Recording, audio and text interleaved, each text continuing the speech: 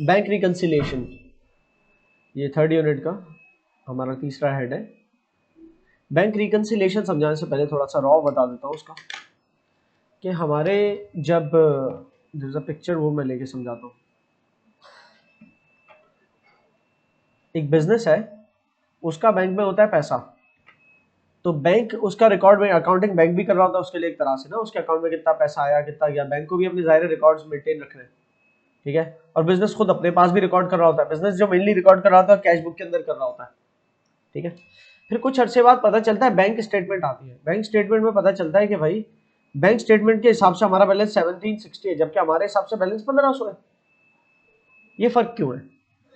फर्क आएगा, इस फर्क ये डिफरेंस को फिर हम करते हैं रिकंसाइल। पहले इस डिफरेंस को इन्वेस्टिगेट करते हैं, फाइंड आउट करते हैं, फिर रिकंसाइल करते हैं। ये फर्क क्या किसी किस्म का एरर हो सकता है?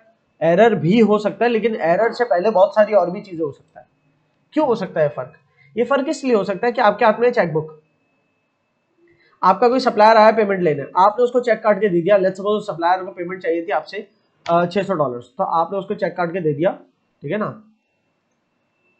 आरामको करके एक सप्लायर है, ठीक है, उसको $600 से डेबिट और $600 से बैंक क्रेडिट। ये मैं इस तरह से कर रहा हूँ, इसका मतलब ये नहीं है जनरल रिकॉर्ड होगी, डुअल एस्पेक्ट है। ये रिकॉर्ड होनी है आपकी कैश बुक के अंदर, कैश बुक के क्रेडिट साइड पे बैंक के कॉलम में 600 लिखोगे और नाम लिख दोगे आरामको, ठीक है ना। तो वो आपने उसको पेमेंट कर दी।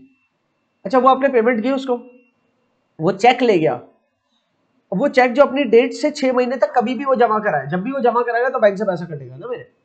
अब मेरे हिसाब से तो बैंक से 600 कट गया, लेकिन उसे बैंक में प्रेजेंट ही नहीं किया वो चेक।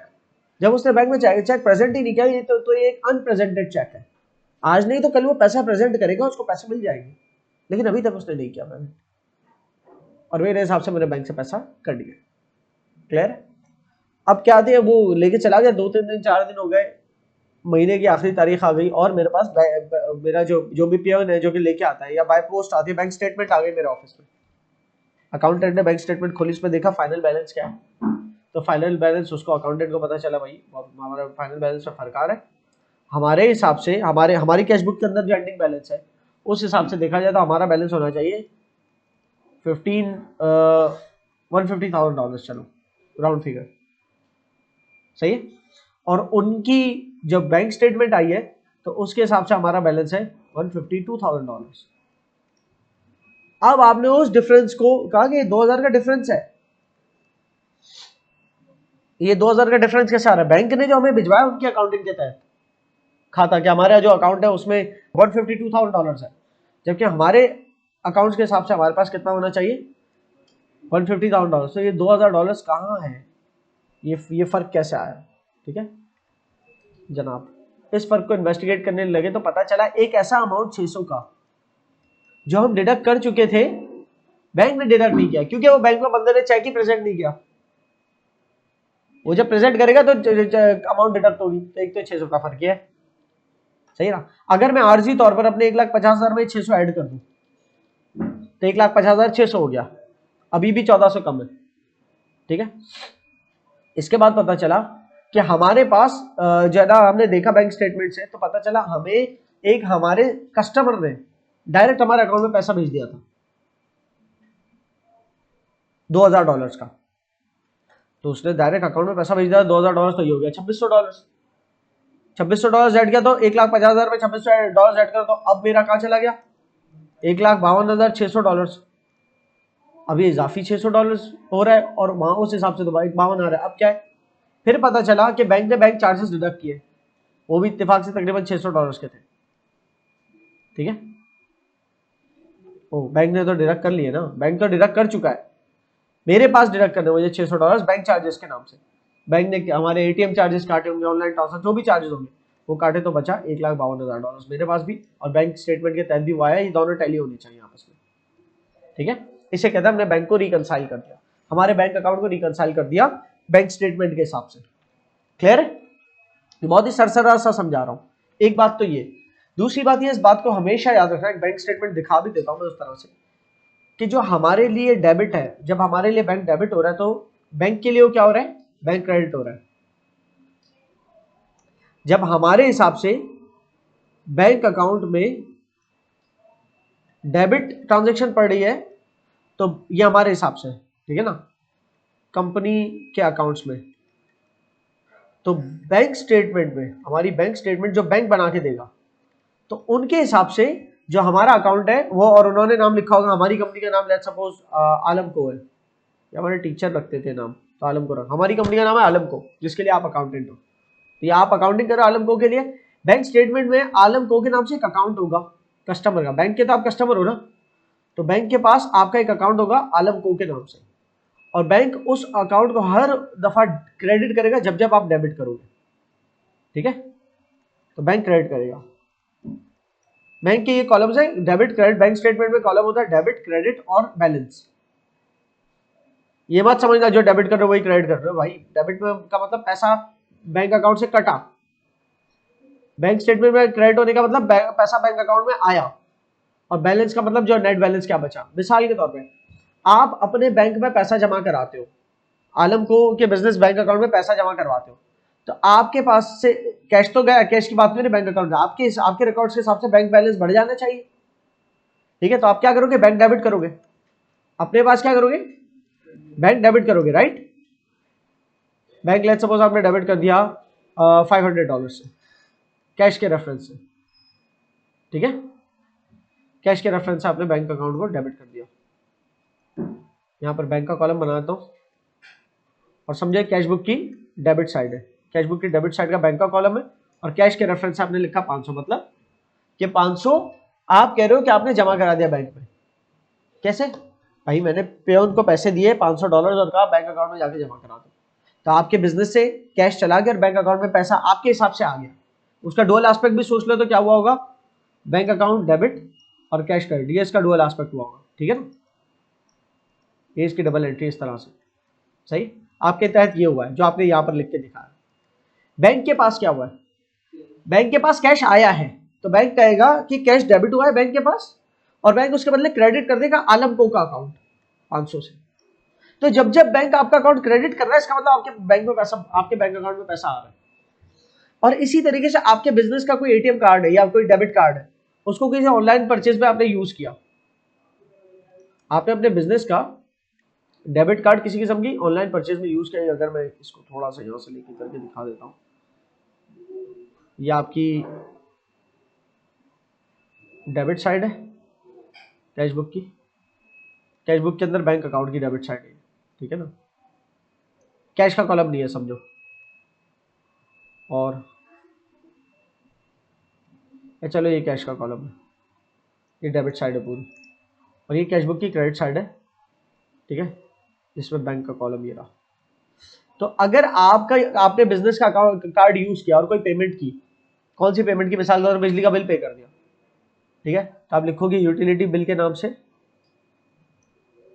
ठीक है ना, बैंक में बैंक, ये कैश बुक है पूरी, ठीक है ना, कैश बुक की डेबिट साइड है उल्टा वाली, सीधा वाली क्रेडिट साइड, और वैसे बैंक का कॉलम बनाया, कैश के कॉलम का काम नहीं है असल में। तो आपने क्या कहा, utility expense debit, credit side पे लिखा है, कोई मसला नहीं है, क्रॉस रेफरेंस है ये। आपने कहा बैंक क्रेडिट, बिजली का बिल $1200 का था, तो क्रेडिट साइड के बैंक में लिख दिया 1200 यूटिलिटी एक्सपेंस के नाम से, ठीक है, मतलब आपके बैंक अकाउंट से पैसा कट गया। जैसे वो पैसा कटा तो बैंक के मोबाइल फोन पे मैसेज आएगा, your account has been debited, क्योंकि बैंक, आपने अपने पास अपने अकाउंट को क्रेडिट किया ना, जब आपके पास से बैंक बैलेंस में पैसा कम हुआ तो आपने क्या किया, क्रेडिट। बैंक पता है उसको क्या करेगा, उसको करेगा बैंक डेबिट, सही है, 1200 से,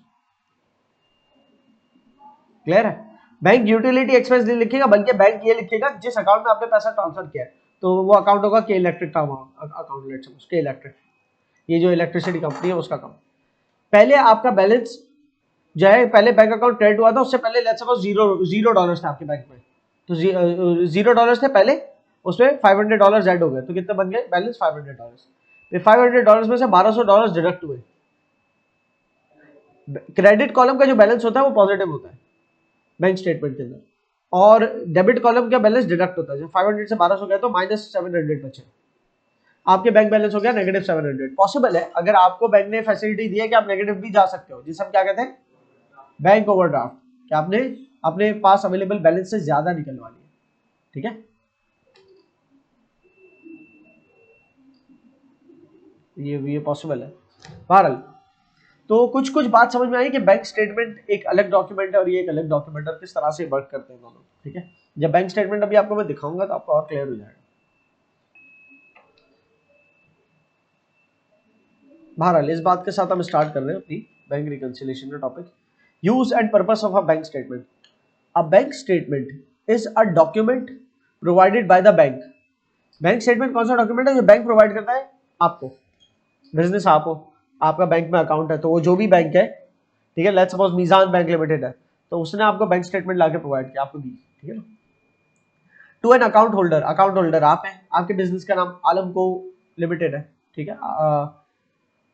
summarising the transaction and balances. Bank statement में क्या होता है, समराइज हुए होते हैं सारी ट्रांजेक्शन, पूरे पूरे महीने आपकी कितनी क्या क्या ट्रांजेक्शन हुई, तो बैंक स्टेटमेंट की आपको एक टाइप दिखा दूँ। अच्छा, यहाँ तो और आसान करके लिखा हुआ है, मैंने तो आपको डेबिट क्रेडिट बताया ना, बैंक ने आपको और आसान करके दे दिया, उसने आपको विड्रॉल्स और डिपॉजिट्स के कॉलम के नाम दे दिए। विड्रॉल्स का मतलब पैसा निकालना, जब जब आप पैसा निकालोगे तो बैंक उसको विड्रॉल्स में लिखेगा या डेबिट कॉलम में लिखेगा। जब जब पैसा बैंक में डिपॉजिट कराओगे तो बैंक उसको अपने पास क्रेडिट कॉलम में लिखेगा, ठीक है ना। और ये बैलेंस है। तो अब तुम देखो, बैलेंस पहले था महीने महीने का, लेट्स सपोज ओपनिंग बैलेंस है, यहाँ पर ओपनिंग बैलेंस लिखा हुआ है $5234.09। उसमें इंश्योरेंस ऐड हुई। ऐड क्यों? इंश्योरेंस में तो पैसा डिडक्ट होता है, नहीं वो तब होता है जब आप इंश्योरेंस पे करते हो। इंश्योरेंस वालों ने आपको इंश्योरेंस के बदले कंपनसेट किया। आपकी गाड़ी वाड़ी ठुक गई होगी तो आपने बनवा ली, फिर बिल भिजवाया इंश्योरेंस कंपनी को, तो उन्होंने आपको $272 कंपनसेट किया, आपके बैंक अकाउंट में डाल दिया। तो 5234 के अंदर ऐड हो गया 272, तो बचा, तो बना 5506, ठीक है। अच्छा, ये 5506 नया लाइन बैलेंस आ गया। उसके बाद क्या, एटीएम से पैसा विड्रॉ किया गया, तो क्या हो गया, बैंक एटीएम से पैसा विड्रॉ किया गया, तो आपके पास, उसमें बात करें ना, आपकी कैश बुक के अंदर आपने पता है क्या किया होगा कि पैसा एटीएम कार्ड को यूज करके बैंक से निकलवा लिया, तो आपने किया होगा बैंक से पैसा निकल गया, बैंक क्रेडिट और कैश के फॉर्म में आ गया कैश डेबिट, ये आपने किया होगा अपने अकाउंटिंग रिकॉर्ड्स में, आपने बैंक क्रेडिट किया होगा। लेकिन बैंक स्टेटमेंट में क्या हो रहा है, विड्रॉल्स में डेबिट साइड पे आ रहा है, डिडक्ट हो रहा है 200। तो 5506 में से 200 गया, जो पिछला लाइन बैलेंस था ये, उसमें से ये माइनस हुआ, तो क्या बचा 5306, ठीक है। 5506 में से 200 गया, 5306 बचा। फिर उसके बाद क्या हुआ, उसके बाद बैंक स्टेटमेंट में क्रेडिट हो रहा है, मतलब आपके पास डेबिट होना चाहिए, क्या, इंटरनेट ट्रांसफर, किसी ने ऑनलाइन ट्रांसफर भेजा आपको, ऑनलाइन ट्रांसफर मतलब ऑनलाइन पैसे भिजवाए आपके बैंक अकाउंट में, तो बैंक स्टेटमेंट में दिख रहे हो 250, तो 250 ऐड हो गया ना, इसका मतलब आपका अकाउंट बैलेंस, क्लियर है। तो 5306 में 250 ऐड किया तो बचा, बना 5556, ठीक है। फिर पेरोल, पेरोल पेरोल से पैसा आया, अजीब सी बात है। ओके ओके ओके ओके, ये बिजनेस नहीं है, ये बैंक स्टेटमेंट एक बिजनेस की नहीं है, बैंक स्टेटमेंट पता है किसकी है, ये एक एम्प्लॉय की बैंक स्टेटमेंट है, क्योंकि पेरोल का मतलब सैलरीज, बिजनेस सैलरीज लेता थोड़ी है, देता है। तो मैं सोच रहा हूँ बिजनेस के बैंक अकाउंट में पैसा सैलरीज की मद में कैसे आ गया, ये एक्चुअली बिजनेस के किसी एम्प्लॉय की बैंक स्टेटमेंट का आपको स्क्रीनशॉट नजर आ रहा है, तो उसको सैलरी मिली होगी, तो जब सैलरी उसके अकाउंट में आई तो उसका अकाउंट जो है ना पेरोल से क्रेडिट, पेरोल के नाम से क्रेडिट हो गया 2100 से, मतलब उसके अकाउंट में 2100 और आ गए। बहरहाल मुझे ये मिसाल यूज नहीं करनी चाहिए थी अपने नोट्स में, मुझे यूज करनी चाहिए थी किसी बिजनेस की, ठीक है, कोई मसला नहीं है। Okay fine, this is how a bank statement looks like. आपने क्या करना होगा कि आपका जब महीना 8 अप्रैल है, अगर यहाँ पर लिखी तो अपनी 8 अप्रैल को कंपेयर करना, अपने अपने अकाउंटिंग के 8 अप्रैल को कंपेयर करना होगा बैंक स्टेटमेंट की 8 अप्रैल से पहले, तो कि क्या ओपनिंग बैलेंस सेम है, क्या 8 अप्रैल को आपके हिसाब से भी यही बैलेंस था जो बैंक स्टेटमेंट के हिसाब से, दोनों के हिसाब से यही बैलेंस है, तो इसका मतलब एंडिंग बैलेंस अब देखो क्या आपके हिसाब से यही बैलेंस आ रहा है, नहीं आपके हिसाब से ये बैलेंस नहीं आ रहा, आपके हिसाब से लेट सपोज कोई अलग आ रहा है, आपके हिसाब से आ रहा है 5460 आ रहा है आपके हिसाब से, तो आपने देखा दो में फर्क। सबको आपने फिर है ना अपने अपनी कैश बुक के तमाम ट्रांजेक्शन को एक एक करके कंपेयर करते गए बैंक से, बैंक स्टेटमेंट से, कि मैंने किस चीज के लिए बैंक डेबिट किया है, तो बैंक स्टेटमेंट को ने उसको क्रेडिट किया है कि नहीं, वो दोनों आपके पास मौजूद है, टिक मार दिया अवेलेबल है। जो जो अवेलेबल नहीं है वो रह जाएगा, फिर पता चला सारे टिक लग गए, सिर्फ ये रह गया, ठीक है, ये रह गया, या फिर ऊपर उसका कोई इंटरनेट ट्रांसफर रह गया जो जो आपको नहीं पता, किसी ने ऑनलाइन ट्रांसफर भेज दिया था आपको, बैंक स्टेटमेंट से पता चला, क्लियर, वो आपकी नोटिस में नहीं था, तो बस आपने फिर वो एक फर्क जो है वो दुरुस्त कर देना अपने पास। कैसे दुरुस्त करोगे, अपनी कैश बुक के अंदर बैंक डेबिट कर दोगे 250 से, सही, जब अपनी कैश बुक में बैंक डेबिट करोगे 250 से, तो 250 जब ऐड होगा ना इसके अंदर, तो आपका भी बन जाएगा 5710, इसके बराबर आ जाएगा। ठीक है, सो इस बात को लेकर आगे बढ़ते हैं कि बैंक स्टेटमेंट का हमें काम पड़ता है अपनी कैश बुक से कंपेयर करने के लिए।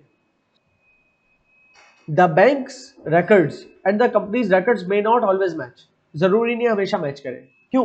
क्योंकि बैंक को कुछ ट्रांजेक्शन्स के बारे में पता होता है और वो बिजनेस को नहीं पता होता, कंपनी को नहीं पता होता, और ऐसी कुछ ट्रांजेक्शन्स होते हैं जिसका कंपनी को पता होता है, बैंक को नहीं पता होता। मसलन ये कि मैंने किसी को चेक दे दिया, बैंक में जमा ही नहीं कराया उसने चेक, ठीक है, या ये समझ लो मैंने अपने पेयोन को पैसे दिए, मैंने अपने पेयोन को पैसे दिए कि जाके जमा करा दो, छुट्टी का दिन आ गया, पेयोन ने अपने पास ही रख लिया पैसे, मुझे बता दी कि मैं जमा करा दूंगा। जब मैंने पेयोन को पैसे दिए ना, तो मैंने सोर्स डॉक्यूमेंट का अगर वेट ना किया हो, वो बल्कि सोर्स डॉक्यूमेंट का वेट तो करना है, डिपॉजिट स्लिप के बाद ही तो एंट्री रिकॉर्ड करूंगा, कैश जाते ही मैंने एंट्री रिकॉर्ड कर दी, ये हो सकता है, ये भी हो सकता है, डिपेंड करता है। फिलहाल मैं सोर्स डॉक्यूमेंट की मिसाल दे रहा हूँ, तो डिपॉजिट स्लिप होगी तो मैं अपने पास बैंक डेबिट करूंगा, इसलिए चलो वो छोड़ो, एक और मिसाल ले लो, चलो कैश की बात नहीं करता, मैं चेक की मिसाल देता हूँ। मैंने अपने पेयोन को एक चेक दिया, लेकिन अपने बिजनेस का नहीं दिया, अपने बिजनेस का फाड़ के दूंगा तो मेरे बैंक अकाउंट से कम हो जाएंगे पैसे। किसी और ने, कोई और कस्टमर है, बैंक इस्लामी का कस्टमर है, उसने मुझे कोई चेक दिया है, मैं जो है मीजान बैंक में, मेरा अकाउंट मीजान बैंक में, मैं मीजान बैंक में वो चेक जमा कराता हूँ। अब मीजान बैंक अलग बैंक है, बैंक इस्लामी अलग बैंक है। मेरे कस्टमर ने मुझे कहाँ का चेक दिया? बैंक इस्लामी का। मेरा अकाउंट बिजनेस का कहाँ है? मीजान बैंक में। मैं जिस बिजनेस का अकाउंटेंट हूँ, इसका अकाउंट मीजान बैंक में, तो वो मीजान में जमा होगा। अब वो बैंक इस्लामी के नाम का चेक जब मीजान अकाउंट के बैंक में जाएगा ना, तो मीजान फौरन नहीं कर देगा, आपका अकाउंट बढ़ा देगा, फौरन क्रेडिट नहीं दे देगा आपको, वो पहले कांटेक्ट करेगा कि क्या उस कस्टमर के बैंक अकाउंट में इतना पैसा है कि नहीं। मीजान बैंक बैंक इस्लामी से कांटेक्ट करेगा, और जब उतना पैसा होगा तो मीजान बैंक रिक्वेस्ट करेगा कि वो पैसा ट्रांसफर करे, क्योंकि हमारे पास आपके नाम का एक चेक है, आपके बैंक के एक अकाउंट का चेक है कि वो उस अकाउंट से पैसा इतनी अमाउंट का हमें ट्रांसफर कर दे और हम आपको चेक भिजवा रहे हैं। क्लियर हुई? इस तरह से होती है। तो अब इस सिचुएशन में रहते हुए आपने अपने पास से अब जब चेक भिजवाया, ये बैंक है, मीजान बैंक है, जहां पर आपका अकाउंट है, ठीक है। जब आलम कंपनी ने ये चेक भिजवाया, चेक नंबर लेट सपोज 552, अब वो चेक जब जाएगा तो 3 दिन का टाइम होता है क्लियरिंग का। कितने दिन का? 3 दिन का। मीजान बैंक को आपने भिजवाया 30 तारीख को चेक दिसंबर की, और 31 तारीख को मीजान बैंक ने आपको, 31 नहीं तो 1-2 दिन बाद आपको बैंक स्टेटमेंट भिजवा दी। बैंक स्टेटमेंट वो बताती कि आपके अकाउंट का बैलेंस क्या है, ठीक है। और चेक जो है अभी आपका डिपॉजिट हुआ है, तो हो सकता है उस बैंक के स्टेटमेंट के अंदर ये वाला अमाउंट ही ना रिफ्लेक्ट कर रहा हो, क्योंकि वो चेक अभी क्लियर ही नहीं हुआ। क्योंकि ये चेक के लिए मीजान बैंक पहले तो बैंक इस्लामी को कांटेक्ट करेगा, फिर उतना पैसा होगा उस बंदे के अकाउंट में, तो बैंक इस्लामी को पैसा ट्रांसफर होगा, तब जाके बैंक स्टेटमेंट में रिफ्लेक्ट होता। लेकिन उस प्रोसेस के कंप्लीट होने से पहले अगर बैंक स्टेटमेंट प्रिंट आउट हो चुकी होती, या और आसान कर दूं मिसाल, और आसान तो यह है कि वो जिस पेयोन को आपने चेक लेके भेजा ना, तो उस पेयोन ने जैसे चेक दिया और साथ में उस पेयोन ने कहा कि हमें हमारी बैंक स्टेटमेंट भी प्रिंट करके दे दो, तो उसे प्रिंट करके दे दी बैंक स्टेटमेंट। तो अभी तो चेक जमा भी नहीं हुआ है, बैंक के रिकॉर्ड्स में चेक आया है, अभी तो क्लियरिंग पे जाएगा। क्लियरिंग का टाइम पीरियड होता है, खासतौर पे 2 डिफरेंट बैंक से वो तो टाइम लेते ही है। अगर मीजान बैंक का ही कस्टमर होता और मेरा भी मीजान बैंक में अकाउंट है, तो मीजान बैंक के एक कस्टमर का चेक लेके मैं जमा कराता ना, तो मेरे मीजान बैंक के अकाउंट में उसके मीजान बैंक के अकाउंट से तो पैसा वही आ जाता है, क्योंकि एक ही सिस्टम है ना। लेकिन 2 अलग अलग बैंक है, तो उसमें तो कॉन्टेक्ट करना पड़ेगा।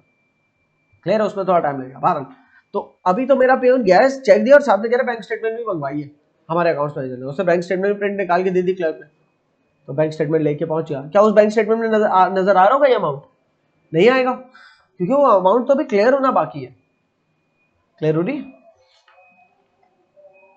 सो ये जो टाइमिंग डिफरेंस है, इस डिफरेंस की वजह से फर्क आ सकता है, ठीक है।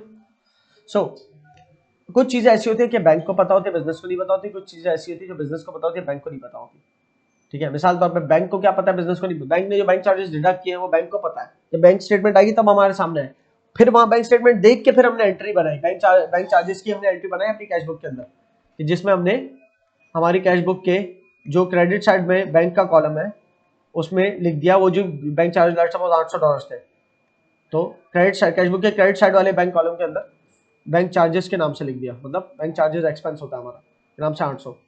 क्या कहाँ कैसे बनाया मैंने, ये बैंक स्टेटमेंट देख के बनाया एंट्री। क्लियर हो रही है?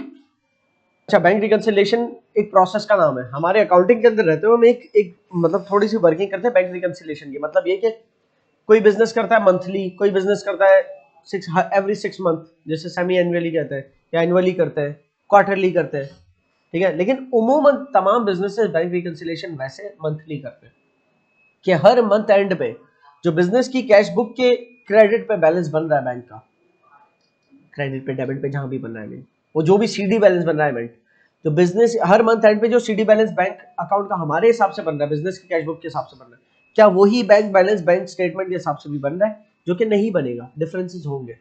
तो उन डिफरेंसेस को हमें एडजस्ट करते हैं, उन जितने भी टाइमिंग डिफरेंसेस को है उनको एड लेस करते हैं, और उस तरह से हमारा जो बैंक बैलेंस है उसको किसी तरह करीब करीब क्या बिल्कुल मैच करा देते हैं बैंक स्टेटमेंट के बैलेंस से। क्लियर हो रही है? ठीक है, ये प्रोसेस कहलाता है बैंक रिकंसिलिएशन। रिकंसिलिएशन मतलब मिलाना। फिर दीज डिफरेंसेस, अच्छा ये डिफरेंसेस जो है वो बहुत सारी वजूहत की वजह से हो सकते हैं, यहाँ पर 2-3 लिखी हुई है लेकिन इसका काम नहीं है, असल नीचे मिल जाएगी आपको। यह सारी वजूहत कि जिसकी वजह से बैंक स्टेटमेंट और हमारी कैशबुक के दरमियान फर्क आ सकता है, और कुछ वजूहत मजीद नीचे भी लिखी होंगी। हाँ, कुछ वजूहत ये रही, 4 एक यहाँ पर लिखी हुई है, ठीक है। तो एक एक करके देखते हैं इसको। I should just take a snapshot of it. Bank charges हमें बैंक स्टेटमेंट देख के पता चलेंगे।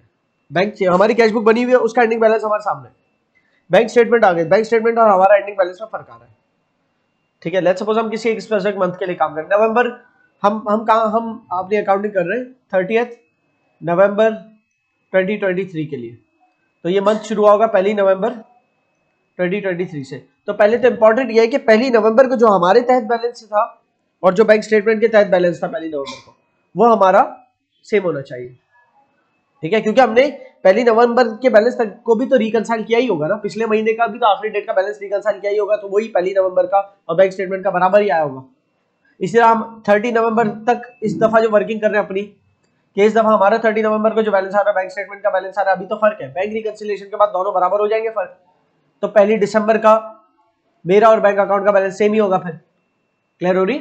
सो अभी हम अज्यूम कर रहे हैं 1 नवंबर का हमारा बैंक बैलेंस जो बैंक स्टेटमेंट के हिसाब से बैंक बैलेंस है और जो कैशबुक के हिसाब से बैंक बैलेंस है 1 नवंबर का सेम था, ठीक है ना, ग्रीन टिक लगा देता हूं उसको। लेकिन जो 30 नवंबर की बारी आती है, तो 30 नवंबर में जो हमारे तहत हमारी कैशबुक के तहत बैंक बैलेंस है और जो बैंक स्टेटमेंट के तहत है उसमें फर्क है, और उस फर्क का हमें रीजन तलाश करना है।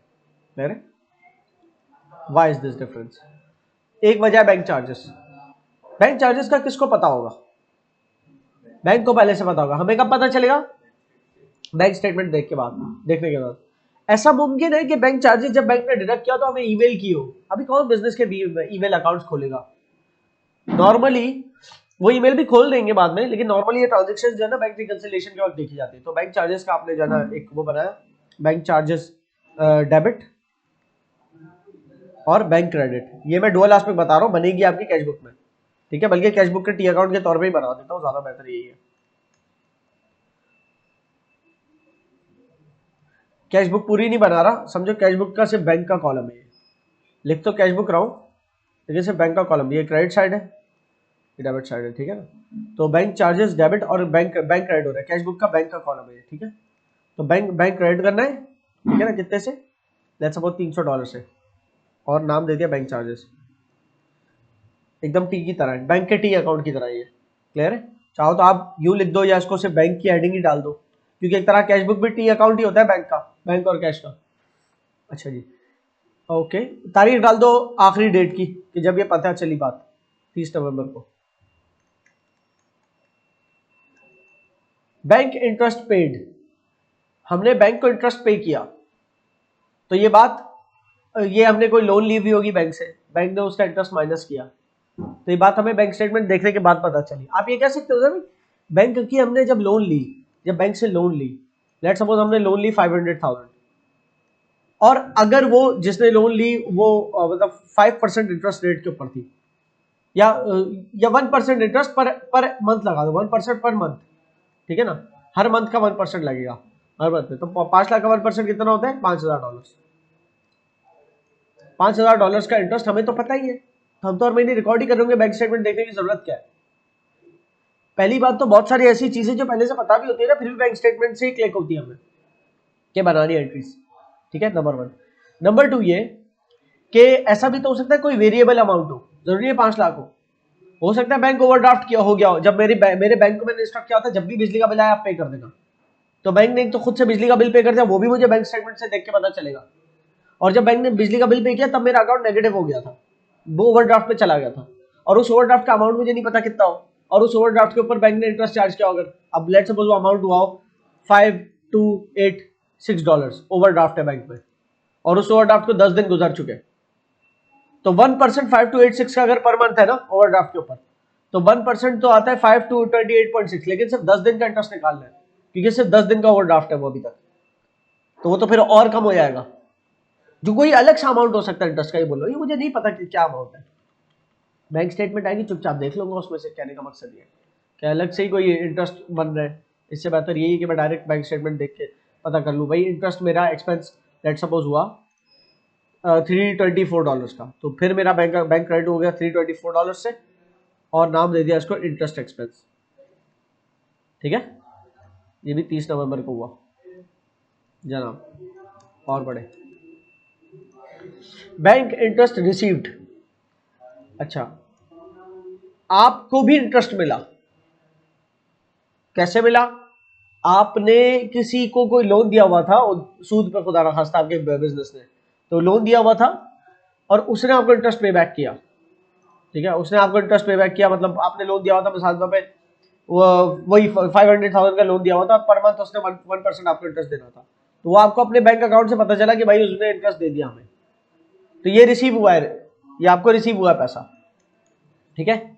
और किस मद में रिसीव हुआ है? इंटरेस्ट इनकम की मद में, इंटरेस्ट इनकम, क्लियर है। फिर आ जाते हैं एरर्स, किसी किस्म के एरर्स है। अब एरर्स तो डिपेंड करता है, हो सकता है आपकी कैशबुक में कोई एरर हो गया हो, उसको दुरुस्त करना है, तो वो आप अपने पास दुरुस्त करोगे।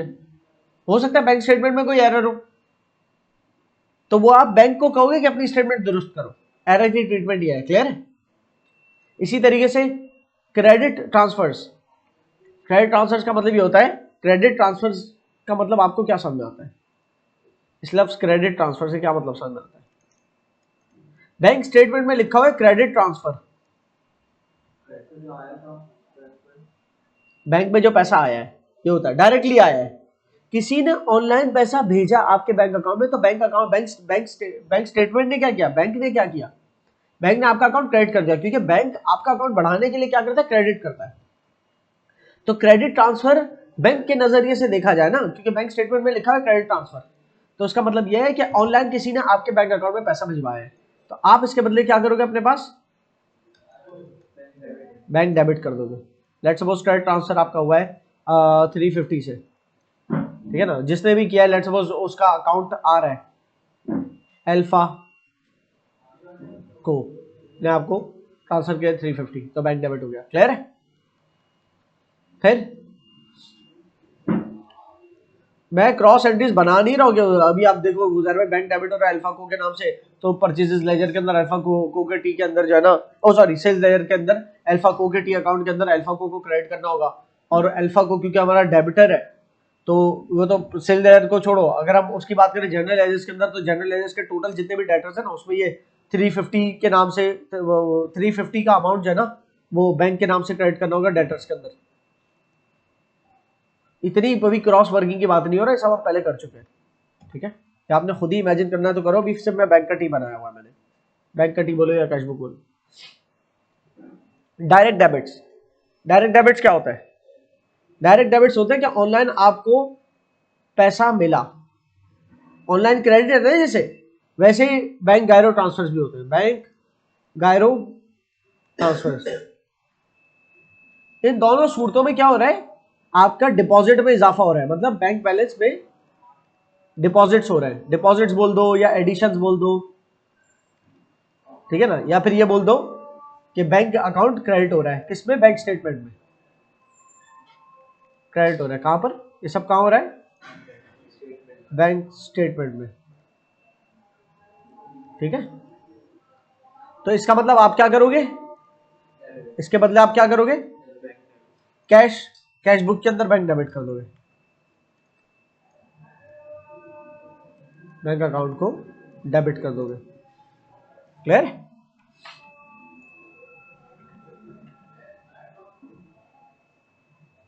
अच्छा जी, बैंक गायरो ट्रांसफर जो आपको ऑटोमेटिक पेमेंट रिसीव होती है ना बैंक अकाउंट में, वो ये मैंने बैंक गायरो जो बताया ना ट्रांसफर, बैंक गायरो क्रेडिट की बात की है मैंने, पहले बता दूं ये बैंक गायरो क्रेडिट की मिसाल है। बैंक गायरो क्रेडिट मतलब ऑनलाइन क्रेडिट ट्रांसफर हुआ। अगर बैंक गायरो डेबिट है या डायरेक्ट डेबिट है, डायरेक्ट डेबिट की बात करते हैं। डायरेक्ट डेबिट में क्या होता है, डायरेक्ट पैसा कटता है आपके पास से। कैसे? आपने बैंक को इंस्ट्रक्शन दी हुई है, क्या इंस्ट्रक्शंस दी हुई है कि जब भी मेरा बिजली का बिल आए यार पे कर देना। अभी अब बिजनेस इतना मसरूफ होता है बिजनेस के कामों के, हमें ध्यान नहीं रहता बिजली का बिल आता है या तो आप पे कर देना खुद, जो भी हमारे अकाउंट से काट देना। ठीक है, ये आपने इंस्ट्रक्शंस दे दी उसको बैंक को, तो आपका बैंक आपके बिहाफ पे करेगा ये काम।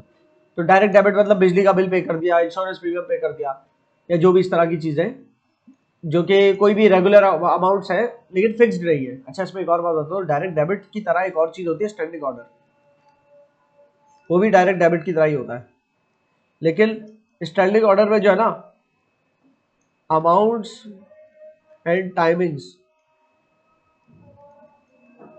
फिक्स्ड अमाउंट्स होती है, लेकिन बिजली के बिल की अमाउंट वेरिएबल हो रही है ना, इसमें अमाउंट्स वेरिएबल होती है, कुछ भी ऊंच नीच हो सकती है। अब फिक्स की मिसाल मंथली रेंट, तो बैंक को इंस्ट्रक्ट किया हुआ है मंथली रेंट पे करना मेरे बैंक अकाउंट से, बिजनेस के बैंक अकाउंट से। हर महीने की 5 तारीख को हमने बोल दिया कि बैंक अकाउंट से रेंट दे देना हमारी फैक्ट्री का, तो बिजनेस हर महीने की 5 तारीख को जो फैक्ट्री का लैंड लॉर्ड है उसके अकाउंट में आपके अकाउंट से ट्रांसफर कर देगा पैसा। सही ना? तो आपका अकाउंट वो एक तरह से डेबिट कर देगा, या डायरेक्ट डेबिट बोल दो। ठीक है, लेकिन क्योंकि वो फिक्स्ड अमाउंट है हर महीने कट रही है, उसको स्टैंडिंग ऑर्डर कहते हैं। जबकि ये जो है वेरिएबल अमाउंट हो या वेरिएबल टाइमिंग हो, कि हर महीने की नहीं है, कभी कभी आ जाती है अचानक से कुछ भी ऐसा, वो हमारा वेरिएबल अमाउंट या वेरिएबल जो भी है वो हमारा डायरेक्ट डेबिट्स कहलाते हैं। मिसाल के तौर पे अगर मैं गया कहीं पर, मैंने कोई परचेज किया, कुछ ऑनलाइन कार्ड से पेमेंट की, तो जो कार्ड से मैंने पेमेंट की तो मेरे अकाउंट से डायरेक्टली कट गया, तो मेरा अकाउंट बैंक ने डेबिट कर दिया होगा। मुझे अपने पास क्रेडिट करना है बिजनेस में, बिजनेस को अपने पास अकाउंट क्रेडिट करना है ना बैंक अकाउंट है, लेकिन बैंक स्टेटमेंट में क्या हुआ, वो अकाउंट डेबिट हो गया होगा। उसको क्या कहेंगे, डायरेक्ट डेबिट, कि without any cheque directly bank account से दूसरे बैंक अकाउंट में पैसा चला गया। सही है? और आपके पास जब ऐसा होगा ना, तो ये इस तरह का डायरेक्ट डेबिट आपका मैसेज आएगा कि your account has been debited by POS. POS ये पीएसओ नहीं होता, पीओएस मतलब point of sale. PSO petrol pump से अक्सर ये मैसेज आता था, ऐसा लगता है ये पीएसओ ने किया, लेकिन शेल के पेट्रोल पंप से जब ये मैसेज आएगा तो आप कहोगे पीएसओ ने क्यों काटे पैसे। हाँ, ये पीएसओ नहीं होता, ये पीओएस होता है, पॉइंट ऑफ सेल। तो डायरेक्ट डेबिट्स हमारी ऑटो डिडक्शंस होती है। ओके, उसके बाद हम आते हैं डिविडेंड्स के। मतलब डिविडेंड्स ये होते हैं, आपको पता ही होगा वैसे तो, क्योंकि बिजनेस भी पढ़ के ये आप लोग पढ़ रहे हैं, लेकिन अगर आपने किसी कंपनी में इन्वेस्ट किया हुआ है, मतलब आप खुद एक बिजनेस हो, ठीक है, आपने किसी और बिजनेस के शेयर्स खरीदे हुए हैं, आप हो आलम कंपनी, और आपकी मिसाल के तौर पे आपके पास जो है ना 5000 शेयर्स हैं, ठीक है, किसके? मिसाल के तौर पे बीटा पीएलसी, बीटा बेटा नहीं, बीटा पीएलसी, ये 5000 शेयर्स है। बीटा पीएलसी ने अनाउंस किया for every share dividend of $3। तो आपके कितने 15,000 5,000 शेयर है, तो डिविडेंड कितना हो गया आपका टोटल?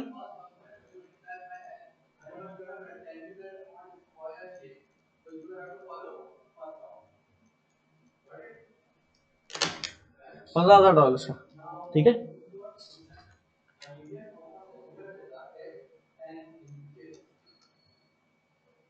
अब वो आपको बैंक अकाउंट में डिविडेंड मिला है डायरेक्टली, आपकी बैंक स्टेटमेंट आई तो आपने देखा बैंक स्टेटमेंट में क्रेडिट हुआ है $15,000। ये तो मैंने ऐसे ही मल्टीप्लाई करके दिखा दिया, आपने बस देख लिया बैंक स्टेटमेंट में क्रेडिट हुआ है $15,000, तो आपने क्या किया, अपने पास डेबिट कर दिया $15,000, ठीक है।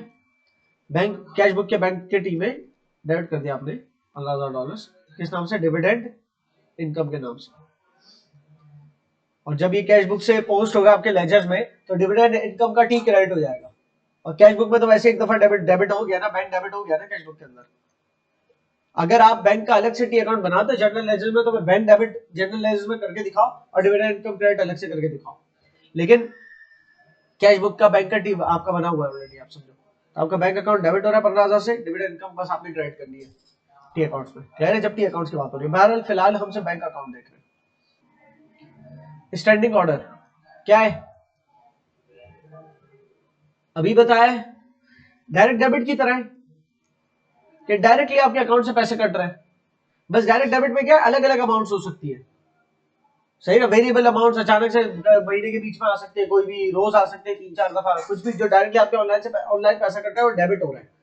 अब वो डायरेक्ट डेबिट के नाम से जनरली जितना भी पैसा कट रहा है डायरेक्ट डेबिट कहलाता है। लेकिन उसमें स्टैंडिंग ऑर्डर मखसूस है, एक तरह ऐसी तरह का डायरेक्ट डेबिट है कि जो एक फिक्स अमाउंट आपने बैंक को इंस्ट्रक्ट की हुई है कि ये फिक्स अमाउंट फिक्स तारीख को हर महीने आपने रेगुलरली दे दी है, तो वो स्टैंडिंग ऑर्डर है। और बैंक इस सर्विस के आपसे पैसे चार्ज करेगा भाई, आपकी तरह आपके एक तरह से पेरोल देख रहा है बैंक, आपकी सैलरीज का सारा फंक्शन आपने बैंक को दे दिया, यार सैलरी बांट देना मेरे बदले, सही है। तो बैंक के अंदर आपके जितना पैसा उसमें से सारे एम्प्लॉइज के बैंक अकाउंट्स भी आपने अपने बैंक में बनवा लिए, तो उनके सबके बैंक अकाउंट्स के अंदर आपके बैंक आपके बिजनेस बैंक अकाउंट का पैसा उनकी सैलरीज के तौर पे ऑलरेडी डिडक्ट हो जा रहा है। स्टैंडिंग ऑर्डर ये है। इसी तरह स्टैंडिंग ऑर्डर रेंट का हो सकता है कि हर महीने देना होता है एक फिक्स डेट को, तो वो फिक्स अमाउंट होता है, वो स्टैंडिंग ऑर्डर हो सकता है।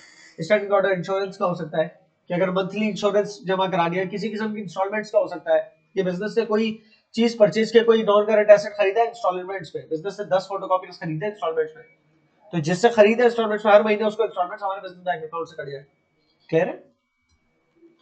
एनएसएफ, नॉट सफिशिएंट फंड्स, ये एक थोड़ी सी हटके चीज है।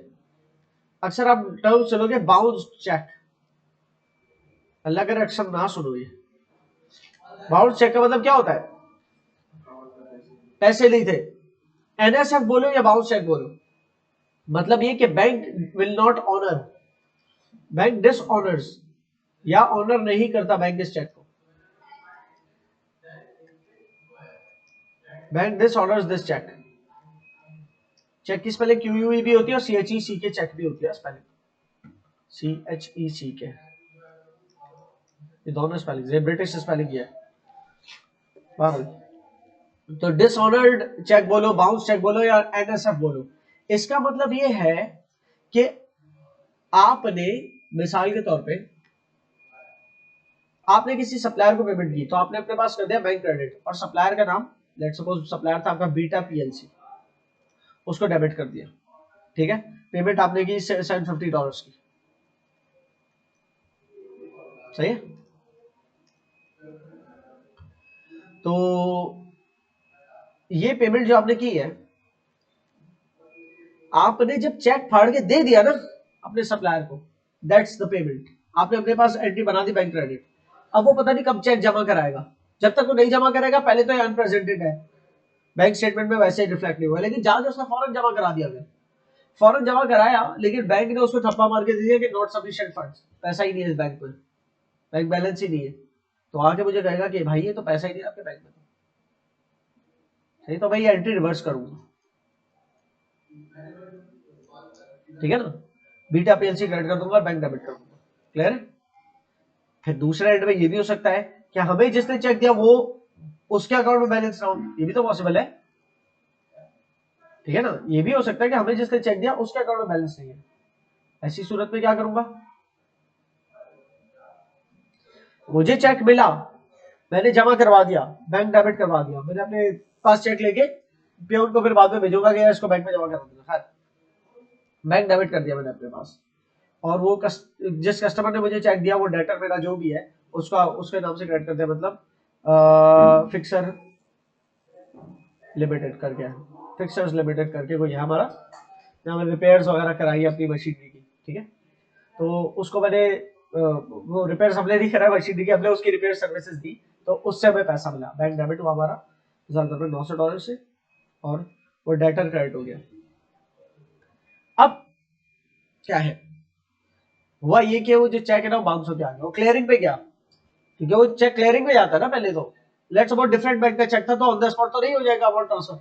वो चेक बैंक के जो भी टेलर बैठा हुआ था वहाँ, जो भी क्लर्क टेलर कहते हैं, वो बैठा हुआ था, उसने वो बताया भाई 3 दिन हमारा होता है क्लियरिंग टाइम, तो वो चेक जो है ना पीछे वेरीफाई होगा जो भी फिक्सर्स लिमिटेड क्या बैंक से कि क्या उतना पैसा है कि नहीं उसके पास। अगर उतना पैसा तो कट जाएगा, नहीं है तो फिर वो बस एनएसएफ होके आ जाएगा कि नॉट सफिशिएंट फंड। इसका मतलब क्या हुआ? इसका मतलब मैंने बैंक जो डेबिट किया हुआ गलत डेबिट है, इसको बैंक इसको रिवर्स करूंगा और ज्यादातर आपको ये मिलेगी अगर रिवर्स एनएसएफ वाली। ये नहीं होगी कि जब आप चेक दे रहे हो तो नॉट सफिशिएंट फंड, क्योंकि ये बहरहाल फिर पता होता है कि हमारे अकाउंट में पैसे नहीं है तो हम वो चेक काट के ही नहीं देंगे।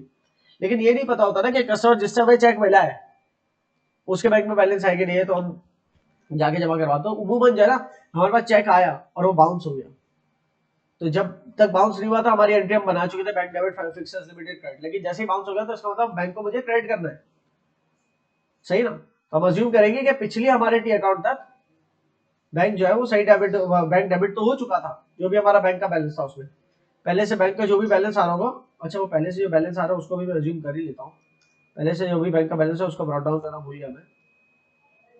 लेट्स सपोज पहले से बैंक का बैलेंस ब्रॉट डाउन हो रहा है 25,000 का, ठीक है। मेरे तहत भी 20,000 आ रहा था और बैंक स्टेटमेंट के तहत भी 20,000 आ रहा था, तो 1 नवंबर की बात है। फिर 30 नवंबर को मेरे तहत आ रहा था 25,000 और बैंक स्टेटमेंट के तहत 30 नवंबर को कुछ और आ रहा था, मुझे वहीं तक तो पहुंचाना है।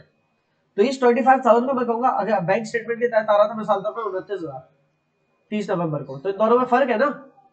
जब इन दोनों में फर्क हो गया तो एडजस्टमेंट की नियत से मैं 30 नवंबर का जो भी सीट बैलेंस था उसको दोबारा ब्रॉट डाउन करूंगा 25,000, फिर उसमें ये एडजस्टमेंट करना शुरू करूंगा। क्लियर? अच्छा जी, तो डिविडेंड इनकम की वजह से 15,000 डेबिट हुआ, ये पिछली ट्रांजेक्शन थी, अभी एक रह गई रिकॉर्ड करना हुआ है एनएसएफ की। तो इस 25,000 में हो सकता है मेरा वो शामिल हो, इस 25,000 में यकीनन मेरा ये शामिल होगा 900, ये ऑलरेडी बनी हुई होगी उस 25,000 के अंदर शामिल होगी, ये महीने की शुरू की महीने के दरमियान की एंट्री से बना ली होगी मैंने।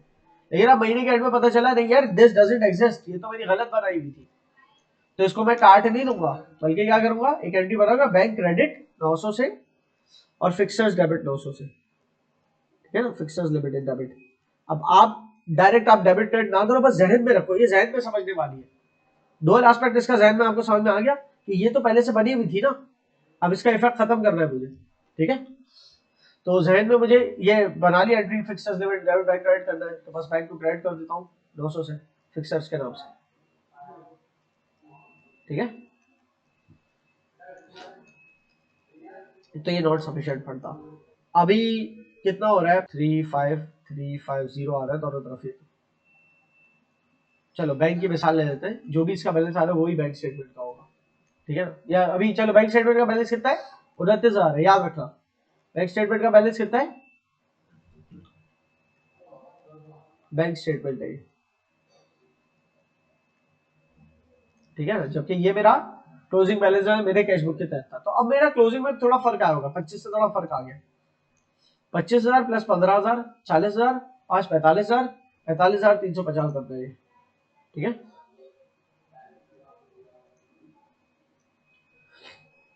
2,000 रख दिया 45,350, तो 45,350 में से 1,524 माइनस करता हूँ अगर मैं, बचता क्या मेरे पास 43,826, ठीक है, ये बैलेंस शीट बचा। अच्छा अब 43,826 हमारा है ना बैलेंस एज पर एडजस्टेड है, ये एडजस्टेड या एडजस्टेड बोल दो, या adjusted balance as per cash book बोल दो, या balance as per adjusted cash book, कितना है 43,826, जबकि बैंक स्टेटमेंट का कितना आ रहा है 29,000। तो मजीद वेरीफाई करेंगे और क्या क्या हुआ है, तो बैंक स्टेटमेंट से कंपेयर करते करते हमें और भी चीजें पता चलेंगी। ये तो खाली हमारे एडजस्टेबल डिफरेंसेस थे, कौन से थे जो मुझे एडजस्ट करने थे कैश बुक के अंदर।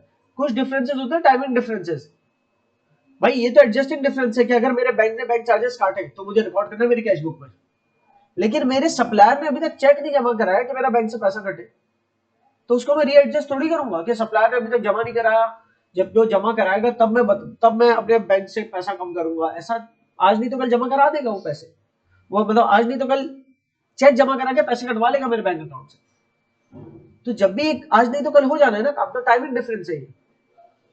इसी तरीके से मैंने बैंक के अंदर एक चेक डिपॉजिट कराया, मेरे कस्टमर ने मुझे चेक दिया था, बैंक में डिपॉजिट करा, उसको 3 दिन लगेंगे क्लियर होने में, तो मेरे बैंक में पैसा आ जाएगा। तो देर सवेर पैसा आ जाना है, इसलिए जहां पर देर सवेर पैसा चला जाना है, तो ये वाले ना टाइमिंग डिफरेंसेस है कि चेक मैंने दे दिया किसी को, मेरे अकाउंट से पैसा कम हो जाएगा, या मेरे पास चेक आ गया, मैंने वो डिपॉजिट करा, अभी तक बैंक ने क्लियर नहीं किया, वो क्लियर हो जाएगा 1-2 दिन में पैसा आ जाए। या बाहर से एक मेरी अमाउंट आने की है, कोई स्विफ्ट ट्रांसफर हुआ है जो किसी दूसरे मुल्क से हुआ है, तो उसको अगर 6-7 दिन लगने आने में, क्लियर है। तो जितने भी इस तरह के केसेस हैं ये टाइमिंग डिफरेंसेस है, इनको बैंक इसमें उनको कैश बुक में एडजस्ट नहीं करना। ये नहीं कि अगर मैंने एक एंट्री रिकॉर्ड कर दी लेकिन अभी तक हमारे सप्लायर के अकाउंट में मेरे अकाउंट से पैसा कट के गया नहीं है, तो मैं एंट्री रिवर्स कर दूं, नहीं करना रिवर्स, वो टाइमिंग डिफरेंस है। तो अब जो फर्क है ना वो टाइमिंग डिफरेंसेस का होगा रिकंसाइल करने में, जिसमें से एक है जैसे अनप्रेजेंटेड चेक। ठीक है, अनप्रेजेंटेड चेक क्या होता है, मैंने अपने सप्लायर को एक चेक दिया मिसाल के तौर पे $12,000 का, सही, वो सप्लायर वो चेक लेके बड़ी अमाउंट में अज्यूम कर लेता हूं $20,000 का चेक दिया, वो सप्लायर वो $20,000 का चेक लेके जब मेरे बैंक अकाउंट में जाएगा, और मेरे बैंक में नहीं जाएगा या किसी अपने ही बैंक में जमा कराएगा, बल्कि वो अपने बैंक में जमा कराएगा, फिर उसका बैंक मेरे बैंक को कांटेक्ट करेगा, फिर मेरे बैंक में जब इतना बैलेंस होगा तो मेरा बैंक उनको उस चेक के बदले पैसा उस अकाउंट में दे देगा, तो मेरे एक बैंक अकाउंट से तब जाके पैसा कम होगा। 2-3 दिन उस प्रोसेस में भी लगेंगे, अगर मेरा अलग बैंक अकाउंट, मेरा अलग बैंक में बैंक अकाउंट है और मेरे सप्लायर का अलग बैंक में बैंक अकाउंट है, 2-3 दिन लग जाते हैं। और ये तो 2-3 दिन जब मेरा सप्लायर अपने बैंक में जब चेक जमा करेगा तो उसके बाद के। तो ये सोचो कि मैंने जब सप्लायर को चेक दिया, सप्लायर भी तो अपने पास पता नहीं कितने दिन तक शायद रख के बैठा होगा, ऐसे तो रख के नहीं बैठता कोई, हर एक को पेमेंट जल्दी चाहिए होती है, लेकिन फिर भी रख के बैठ जाओ। किसी विजिट पे चला गया अपने बिजनेस ट्रिप पे और वो चेक उसके ड्रॉअर में ही रह गया, तब तक मेरी बैंक स्टेटमेंट आ गई मेरे बिजनेस की, तो मेरी बैंक स्टेटमेंट के अंदर तो कटा हुआ थोड़ी नजर आएगा वो पैसा, क्लियर हो रही है। सो वो चेक था 20,000 का, ठीक है, जो मैंने अपने पास से काटा हुआ था। I should not right it $20,000, बल्कि again I should reduce the amount, क्योंकि फिर तो और बढ़ जाएगी। $5,000 का चेक कर लो, $5,000 का चेक था, मैंने एड बैक कर लिया अपने पास, कैश बुक के अंदर नहीं किया, ये काम कैश बुक में मत करना। कैश बुक में ऐड करने का मतलब है एज इफ कि वो ट्रांजैक्शन रिवर्स हो गई, मुझे ट्रांजैक्शन रिवर्स नहीं करनी, ये एक अलग से वर्किंग है, ठीक है ना, और यही वर्किंग कहलाती है बैंक रिकंसिलिएशन। क्या ये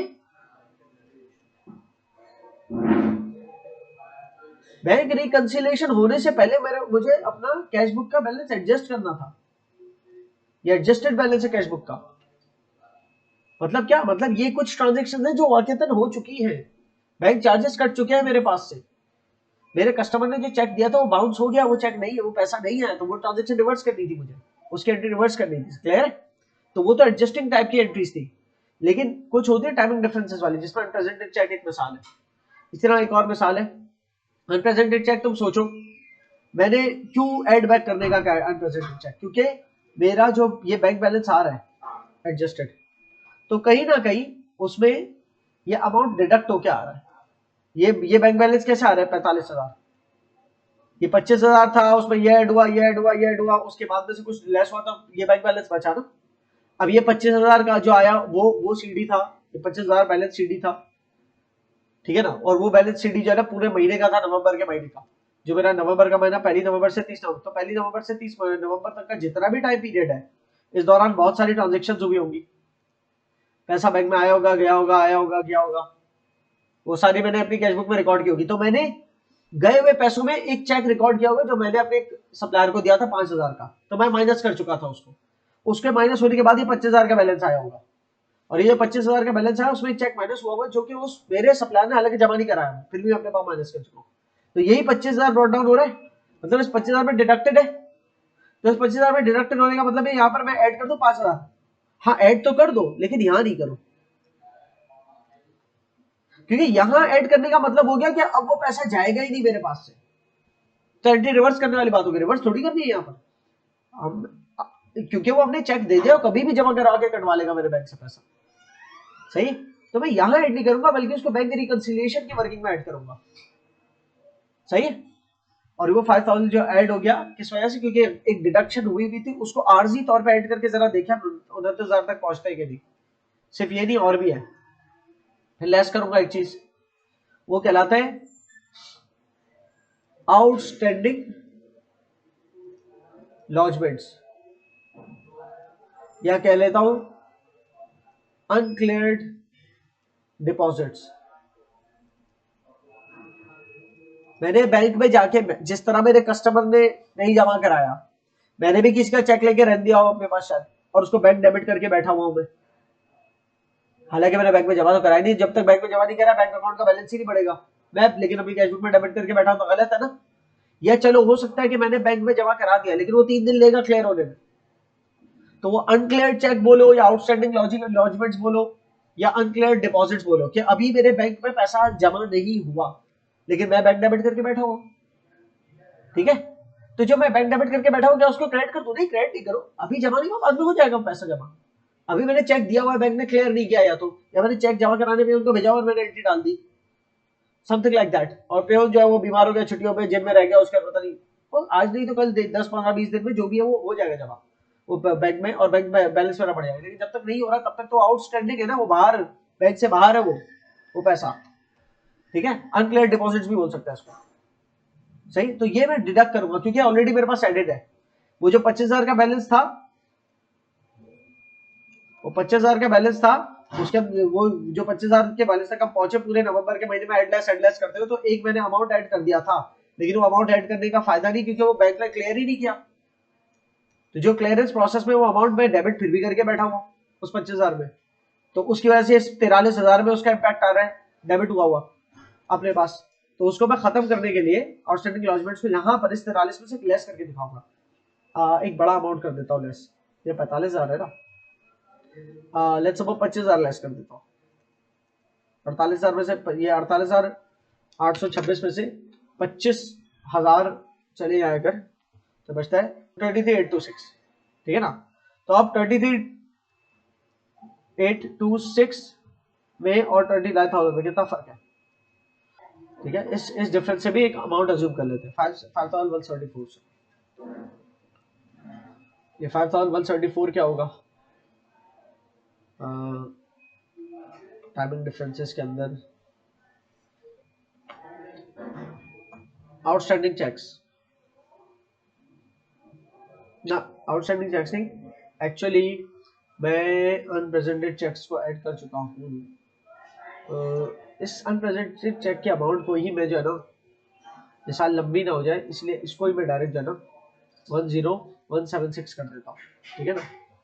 तो 10176 प्लस 43,826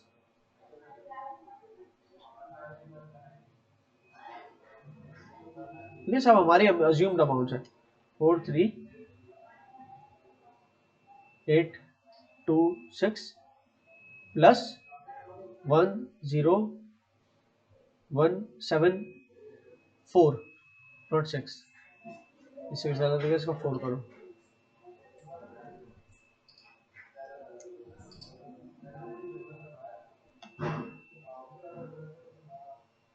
इक्वल्स टू 54,000। ये 54,000 बना, उसमें से 25,000 गए अगर 54,000 में से, तो बचे 29,000। अब जाके हम पहुंचे कहां तक, अपने balance as per cash book से पहुंच गए, balance as per bank statement. ये करके दिखाना बहुत जरूरी था। इसको करके दिखाने की वजह से अब मैं आपको बैंक रिकंसिलिएशन को सवाल के अंदर दिखा सकता हूँ होते हुए, या कुछ जो चीजें मुझे बतानी है वो बता सकता हूँ। जैसे कि मैंने आप लोगों से कहा अभी कि एडजस्टेबल डिफरेंसेस अलग होते हैं और टाइमिंग डिफरेंसेस अलग होते हैं, right. Bank charges, bank charges क्या है? बैंक चार्जेस एक ऐसी चीज है जो बैंक को पता होती है, हमें बैंक स्टेटमेंट देखने के बाद पता चलती है, ठीक है। हमारे तकरीबन जितने भी एडजस्टेबल डिफरेंसेस हैं, वो पता है कौन से वाले होते हैं? बैंक स्टेटमेंट में मौजूद होते हैं, हमारे पास नहीं होते लिखे हुए, हमें अपडेट करने होते हैं। बैंक स्टेटमेंट में लिखे होते हैं, हमें अपनी कैश बुक में अपडेट करने होते हैं। ठीक है, तो ये सारे एडजस्टेबल इन दी कैश बुक है। बैंक स्टेटमेंट को देख के हम अपनी कैश बुक दुरुस्त करते हैं। क्लियर है? तो तमाम चीजें जो बैंक स्टेटमेंट में लिखी हुई है हमारे पास लिखी है, उसका तो कोई मसला ही नहीं। नवंबर के महीने में हमने जो जो ट्रांजेक्शन डेबिट क्रेडिट किया, बैंक स्टेटमेंट के अंदर भी वो डेबिट क्रेडिट डेबिट हुई है, हमें कोई प्रॉब्लम नहीं इससे। लेकिन हमारे पास कोई एक ऐसी चीज डेबिट हुई है जो बैंक में क्रेडिट नहीं हुई, या कोई ऐसी चीज क्रेडिट हुई है हमारे कैश बुक के अंदर जो बैंक ने बैंक स्टेटमेंट में डेबिट नहीं की हुई, तो वो जो है टाइमिंग डिफरेंसेस के अंदर जाएगा खाता सारा।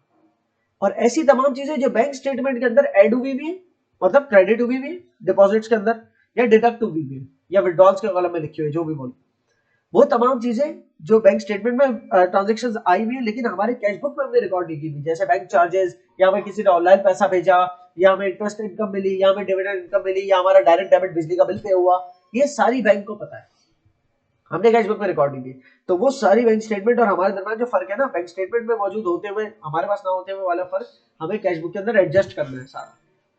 सही है? और वो तमाम डिफरेंसेस जो कैश बुक के अंदर लिखे हुए हैं लेकिन बैंक स्टेटमेंट में चीजें नहीं लिखी, वो तमाम चीजें टाइमिंग डिफरेंसेस के खाते में होंगी। क्लियर हो गई? सिवाय कुछ एरर्स के, मिसाल के तौर पे बैंक स्टेटमेंट के अंदर कोई एरर बैंक की तरफ से हुआ है तो बैंक से सही कराओगे, अपनी कैश बुक में एडजस्ट मत कर लेना उसे। क्लियर है? और आपका एरर आपकी कैश बुक के अंदर हुआ है वो तो आपने दुरुस्त करना है कैश बुक के अंदर। सही? तो एडजस्टेबल डिफरेंसेस और टाइमिंग डिफरेंसेस को समझना बहुत जरूरी होता है बैंक रिकंसिलिएशन स्टेटमेंट पे। तो बैंक रिकंसिलिएशन स्टेटमेंट का जब भी प्रोसेस चल रहा होता है तो उसके अंदर स्टेजेस होते हैं। पहला होता है एडजस्टिंग द कैश बुक, और दूसरा स्टेज होता है reconcile for time. Bank reconciliation में दूसरा स्टेप होता है बैंक रिकंसिलिएशन। बैंक रिकंसिलिएशन के लिए सबसे पहले इसको तैयार करोगे, क्या अपनी कैश बुक को अपडेट करोगे, बैंक रिकंसिलिएशन के काबिल तो करोगे, फिर बैंक रिकॉन करोगे। ठीक है? तो ये सारे आपके वही है। जैसे इंटरेस्ट पेड, अगर इंटरेस्ट पे हुआ तो आपके बैंक अकाउंट से कटा है, बैंक को पता है कि पे किया इंटरेस्ट, तो बैंक अकाउंट से कटा। हमारे पास जब बैंक स्टेटमेंट में आई तो हमने देखा, हमारे पास नहीं लिखा होता इंटरेस्ट पेड, तो हमने एंट्री रिकॉर्ड कर दी, जिसका डुअल एस्पेक्ट होगा interest expense debit bank credit. तो हम अपनी कैश बुक के क्रेडिट साइड पे बैंक के कॉलम में वो अमाउंट लिख देंगे इंटरेस्ट एक्सपेंस के नाम से। क्लियर है ना? इसी तरीके से इंटरेस्ट रिसीव्ड की बात करें तो बैंक अकाउंट मतलब बैंक स्टेटमेंट आई तो पता चला हमारे पास इंटरेस्ट रिसीव हुआ है इस महीने का, हमारा कोई अमाउंट कहीं पर जमा था, वहां से इंटरेस्ट मिला, या हमने डिबेंचर्स खरीदे थे किसी कंपनी के तो वहां से हमें उन डिबेंचर्स की वजह से इंटरेस्ट मिल गया उन डिबेंचर्स पे, या हमने किसी कंपनी के शेयर्स खरीदे हुए थे तो हमारे बिजनेस के पास कुछ एक्स्ट्रा पैसा था और लगाने की जगह नहीं थी, तो हमने अपने उस एक्स्ट्रा पैसे के जरिए शेयर्स खरीद लिए। वो शेयर्स बिजनेस के शेयर्स है, हमारे बिजनेस के नहीं है, किसी और बिजनेस के शेयर, किसी और कंपनी के शेयर हमने खरीदे, अपने बिजनेस को ओनर बना दिए, बोल रहा हूँ। तो ये हमारी ट्रेड इन्वेस्टमेंट्स कहलाती है। जब भी हम किसी और कंपनी के शेयर्स खरीदते हैं ना तो ये हमारी ट्रेड इन्वेस्टमेंट्स कहलाती है। मतलब हमने जब खरीदे शेयर्स तो एंट्री बनती है trade investment debit bank credit, हमने शेयर्स बाय कर लिए किसी कंपनी, तो शेयर्स हमारे पास बाय करके पता नहीं अरसे दराज से रखे हुए, हमारे पास इस महीने क्या हुआ, इत्तेफाक से डिविडेंड आ गया उन शेयर्स के ऊपर $15,000 का, तो बैंक स्टेटमेंट देख के पता चला हमें क्या हमें डिविडेंड मिला है। तो आपने क्या किया, अपनी कैश बुक के अंदर अपडेट किया बैंक डेबिट और डिविडेंड इनकम क्रेडिट। ठीक है? इसी तरह ये कैश बुक के एरर्स जो है वो भी आपने एडजस्ट करने हैं। कैश बुक के एरर्स का ताल्लुक बैंक स्टेटमेंट से कुछ नहीं, बैंक स्टेटमेंट में क्या करना है, बैंक स्टेटमेंट तो ऑलरेडी करेक्ट होगी, आपने कैश बुक के अंदर करेक्शन कर दी। ठीक है? बैंक स्टेटमेंट के अगर एरर्स हैं तो वो बैंक स्टेटमेंट में करेक्शन होनी है, आप ऑलरेडी करेक्ट हो। ठीक है? आप ईमेल कर दोगे बैंक को कि आपका ये एरर फाइंड किया। क्रेडिट ट्रांसफर्स, अगर आपको डायरेक्ट बैंक स्टेटमेंट के अंदर क्रेडिट ट्रांसफर मिला है, मतलब बैंक स्टेटमेंट शो कर रही है कि आपके अकाउंट में पैसा बढ़ गया, तो आप उसको अपनी कैश बुक के अंदर डेबिट कर दोगे कि भाई पैसा बढ़ गया, तो we need to add in cash book. और ऐड इन कैश बुक कैसे होता है, डेबिट करके। ठीक है? कैश बुक में हम ऐड करेंगे, वी नीड टू डेबिट बोल दो। डायरेक्ट डेबिट्स मतलब आपके बैंक स्टेटमेंट बता रही है डायरेक्ट पैसा बिजली का बिल पे करने में कटा है, तो वो अमाउंट देख लिया आपने, बैंक स्टेटमेंट में तो अपडेट हुआ है, अपने पास रिकॉर्ड अपडेट कर दो कि अपनी कैश बुक के अंदर बैंक क्रेडिट कर दो। ठीक है? डिविडेंड्स, आपके पास आपको डिविडेंड मिले किसी कंपनी के, तो डिविडेंड इनकम का बता दिया कि आप अपनी कैश बुक के अंदर ऐड करो, मतलब कैश बुक के अंदर बैंक के अकाउंट में डेबिट कर दो। ठीक है? कि डिविडेंड मिला है। स्टैंडिंग ऑर्डर मतलब एक अमाउंट डिडक्ट हुई है। स्टैंडिंग ऑर्डर का भी बचपन में सोचता था, अगर मैंने बैंक को बताया हुआ है, मैं एक अकाउंटेंट हूं और मैंने बैंक को बताया हुआ है कि हर महीने की हर 5 तारीख को रेंट जो है ना $20,000 का मेरे अकाउंट से पे कर देना, सही ना, ये फैक्ट्री रेंट है। अगर ये मैंने अपने बैंक को इंस्ट्रक्ट किया हुआ है तो ये तो मुझे पता है, क्यों ना मैं बैंक स्टेटमेंट देखे बगैर ही हर महीने खुद ही कर लिया करूं। ठीक है, अगर हर महीने आप खुद कर लेते हो तो डिफरेंस में नहीं शो होगा ना। आप कहोगे कॉमन है, नवंबर के महीने में मैंने भी एंट्री बना दी है, बैंक क्रेडिट इंटरेस्ट वो rent expense debit, bank credit में बना चुका हूं और बैंक स्टेटमेंट ने भी मेरे अकाउंट को डेबिट कर दिया $20,000 से, तो सेम हो गया ना, इसकी कोई एडजस्टमेंट नहीं। लेकिन अगर नहीं होगी मैंने रिकॉर्ड में भूल गया तो बैंक स्टेटमेंट से पता चलेगा मुझे। क्लियर है? तो स्टैंडिंग ऑर्डर भी एक ऐसा अमाउंट होता है जो मेरे अकाउंट से डिडक्ट किया होता है बैंक ने किसी और को देने के लिए, तो मैं बैंक स्टेटमेंट देख के अपने पास डिडक्ट कर लूंगा। We need to deduct in the cash book, या ये भी बोल सकता हूँ we need to credit the cash book. Cash book का बैंक का कॉलम क्रेडिट कर दूंगा। Not sufficient funds, not sufficient funds का तो बैंक स्टेटमेंट में कुछ शो ही नहीं हो रहा। क्यों? क्योंकि नॉट सफिशिएंट, बैंक में आया ही नहीं वो पैसा, वो बाउंस चेक है। तो आप देखोगे ना कि यार ये वाला पैसा शो क्यों नहीं हो रहा बैंक स्टेटमेंट में। कॉल की बैंक को, तो बैंक ने कहा कि भाई वो चेक तो बाउंस हो गया था, वो आपको हमने ईमेल पे उसकी वो भी दी है, क्या कहते हैं, उसकी क्लैरिफिकेशन भी दिया, ईमेल पे आपको नोटिफाई भी किया कि वो चेक बाउंस हो गया था, और आपको उस चेक की कॉपी भी भिजवा दी। आप आपके जो पियोन आते हैं ना राशिद भाई, तो राशिद भाई से जो है ना आप मालूम करें, राशिद भाई पूछा भाई वो चेक बाउंस होता, हाँ वो भिजवाया था सर। सही है, तो वो नॉट सफिशिएंट फंड से बोला क्या कि आप जो ऐड करके बैठे हुए थे ना अपने पास वो बैलेंस जिस भी कस्टमर का, उस कस्टमर को वो चेक वापस पहुंचाओगे, कहोगे ये पकड़ो अपना चेक, ये बाउंस हो गया, और कस्टमर का अकाउंट आप अपने पास जो है ना दोबारा खड़ा कर दोगे। आप बैंक क्रेडिट कर दोगे अपने पास से क्योंकि वो पैसा आया ही नहीं, और वो कस्टमर जो भी था बीटा पीएलसी उसको डेबिट कर दोगे, तो इसका खाता दोबारा खुल गया $900। ठीक है, नॉट सफिशिएंट फंड था। तो ये आप नीड टू डिडक्ट का मतलब क्या होगा, ये कि अपनी कैश बुक के अंदर बैंक अकाउंट क्रेडिट कर देना। क्लियर हो रही है ना अभी तक?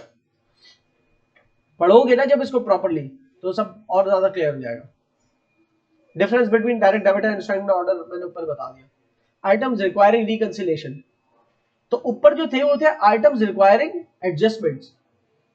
ये वो आइटम्स है जो एडजस्टमेंट्स रिक्वायर करते हैं कैश बुक में। जब कैश बुक एडजस्ट हो गए तो एडजस्टेड बैलेंस आ गया, जैसा हमारा आया था 45826 करके, कुछ ऐसा ही आया था 43826 करके हमारे पास बैलेंस आया, ये एडजस्टेड बैलेंस है। मतलब आपने एडजस्टेबल डिफरेंसेस को सब अकाउंट फॉर कर दिया तो ये आया। उसके बाद भी चंद डिफरेंसेस बचते हैं, वो होते हैं टाइमिंग डिफरेंसेस, जिनकी मिसाल ये रही, ये 4 लिखे हुए ना। क्लियर है? आउटस्टैंडिंग लॉजमेंट्स और आउटस्टैंडिंग चेक्स, इन दोनों की ट्रीटमेंट सेम ही होती है। आउटस्टैंडिंग चेक्स हो या आउटस्टैंडिंग लॉजमेंट्स हो, इन दोनों का मतलब क्या है कि आपके जो चेक है बैंक में या तो जमा हो गया लेकिन क्लियरेंस प्रोसेस में क्लियर नहीं हुआ तो बैंक बैलेंस बढ़ा नहीं। किसी कस्टमर ने आपको चेक दिया था, आपने बैंक में जमा कराया, लेकिन अभी वो क्लियरिंग प्रोसेस में, वो जाके कंफर्मेशन होगी वगैरह वगैरह, 2-3 दिन लगेंगे, तो तब तक वो अनक्लियर्ड चेक बोले उसको या आउटस्टैंडिंग लॉजमेंट्स बोल दो, एक ही बात है। या ये भी कह सकते हो चेक ही जमा नहीं करा, बिजनेस की दराज में रखा हुआ है, लेकिन जब चेक रिसीव किया था बैंक डेबिट कर दिया था। ठीक है, अच्छा, इसीलिए कुछ बिजनेसेस की प्रैक्टिस होती है एहतियातन कि जब चेक रिसीव करते हैं ना तो बैंक डेबिट नहीं करते, कैश डेबिट करते हैं। जिस दिन जमा करेंगे ना पैसा, वो क्योंकि कैश की ड्रॉर में रख दिया वो चेक, जिस दिन वो जमा करना होगा ना बैंक में, उस दिन वो चेक निकाल के देंगे पेन को, और जब देंगे तो इसको इस चेक को कैश के नाम से डेबिट किया हुआ था तब कैश के नाम से क्रेडिट कर देंगे, और बैंक डेबिट करेंगे अब ये पेन जमा करा दे। वो आउटस्टैंडिंग चेक्स है। तो आउटस्टैंडिंग चेक्स है कि जो जमा ही नहीं करवाए गए, जैसे अनप्रेजेंटेड चेक होता है ना कि मैंने अपने किसी सप्लायर को चेक दिया, उसने जमा नहीं कराया, इसी तरह मैंने कस्टमर ने मुझे किसी को चेक दिया, मैंने जमा ना कराया, तो वो मेरे कस्टमर के लिए अनप्रेजेंटेड है। वो देखेगा क्यों नहीं कटे मेरे अभी तक अकाउंट से, वो खुश होगा थोड़ी देर के लिए, लेकिन उसको पता होगा कि आज नहीं तो कल मैं करा दूंगा जमा।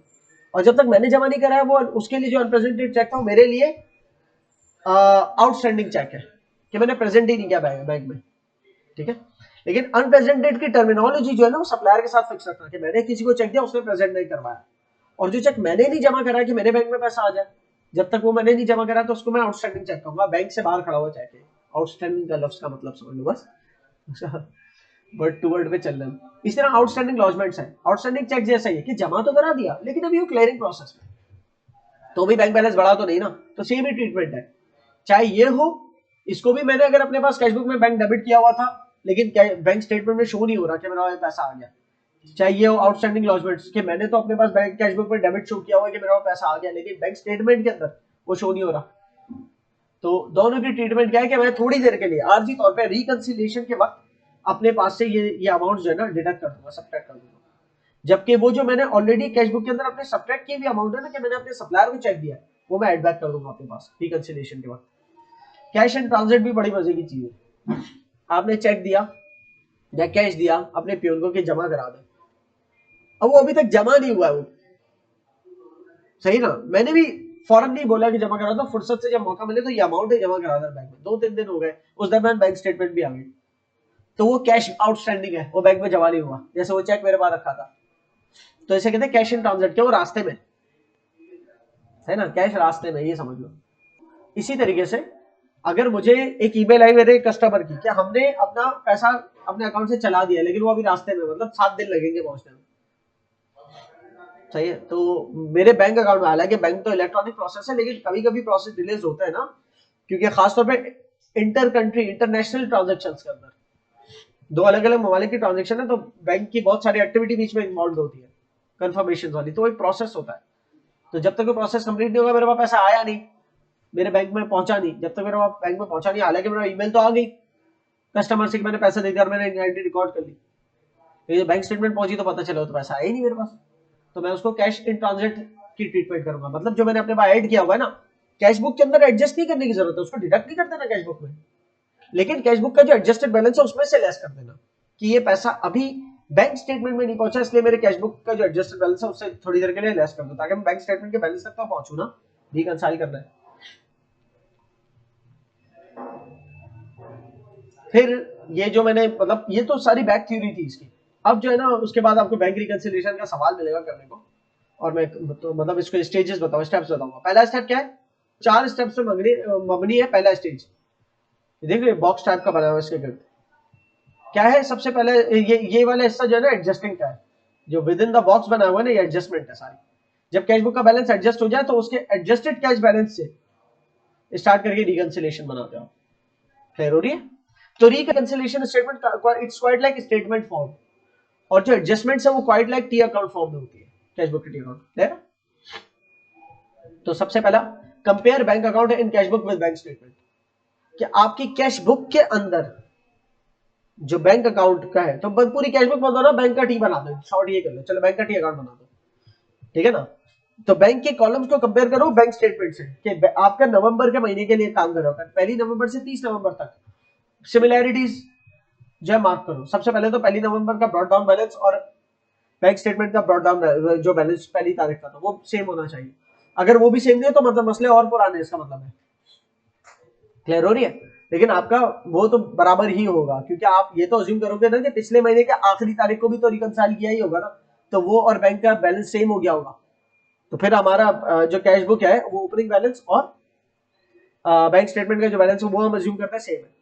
फिर पूरे महीने जो जो हमने डेबिट किया वो बैंक ने क्रेडिट किया हुआ है बैंक स्टेटमेंट में, बराबर टिक मार दो। जो जो हमने क्रेडिट किया हुआ वो बैंक ने बैंक स्टेटमेंट में डेबिट किया है, मतलब डिडक्ट किया है, या विड्रॉवल्स भी कह सकते हो उसको, विड्रॉवल, तो वो भी बराबर है। अब जो फर्क है वो 2 तरह के हो सकते हैं, वो फर्क जो बैंक स्टेटमेंट में ट्रांजेक्शन मौजूद है लेकिन हमारे पास मौजूद नहीं है, उसको हम एडजस्ट करेंगे कैश बुक में, ठीक है।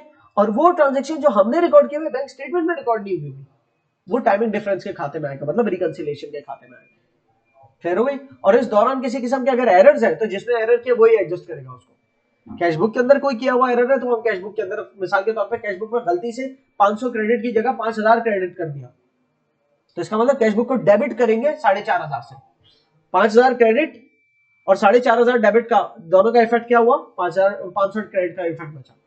500 क्रेडिट करना था हमें, गलती से 5000 क्रेडिट कर दिया, मतलब 4500 ज्यादा क्रेडिट कर दिया ना, तो 4500 डेबिट कर दूंगा, तो कैश बुक का एक एरर दुरुस्त हो गया। इसी तरह बैंक स्टेटमेंट में अगर कोई एरर किया होगा तो नोटिफाई करूंगा कि भाई आपकी स्टेटमेंट में ये एरर है।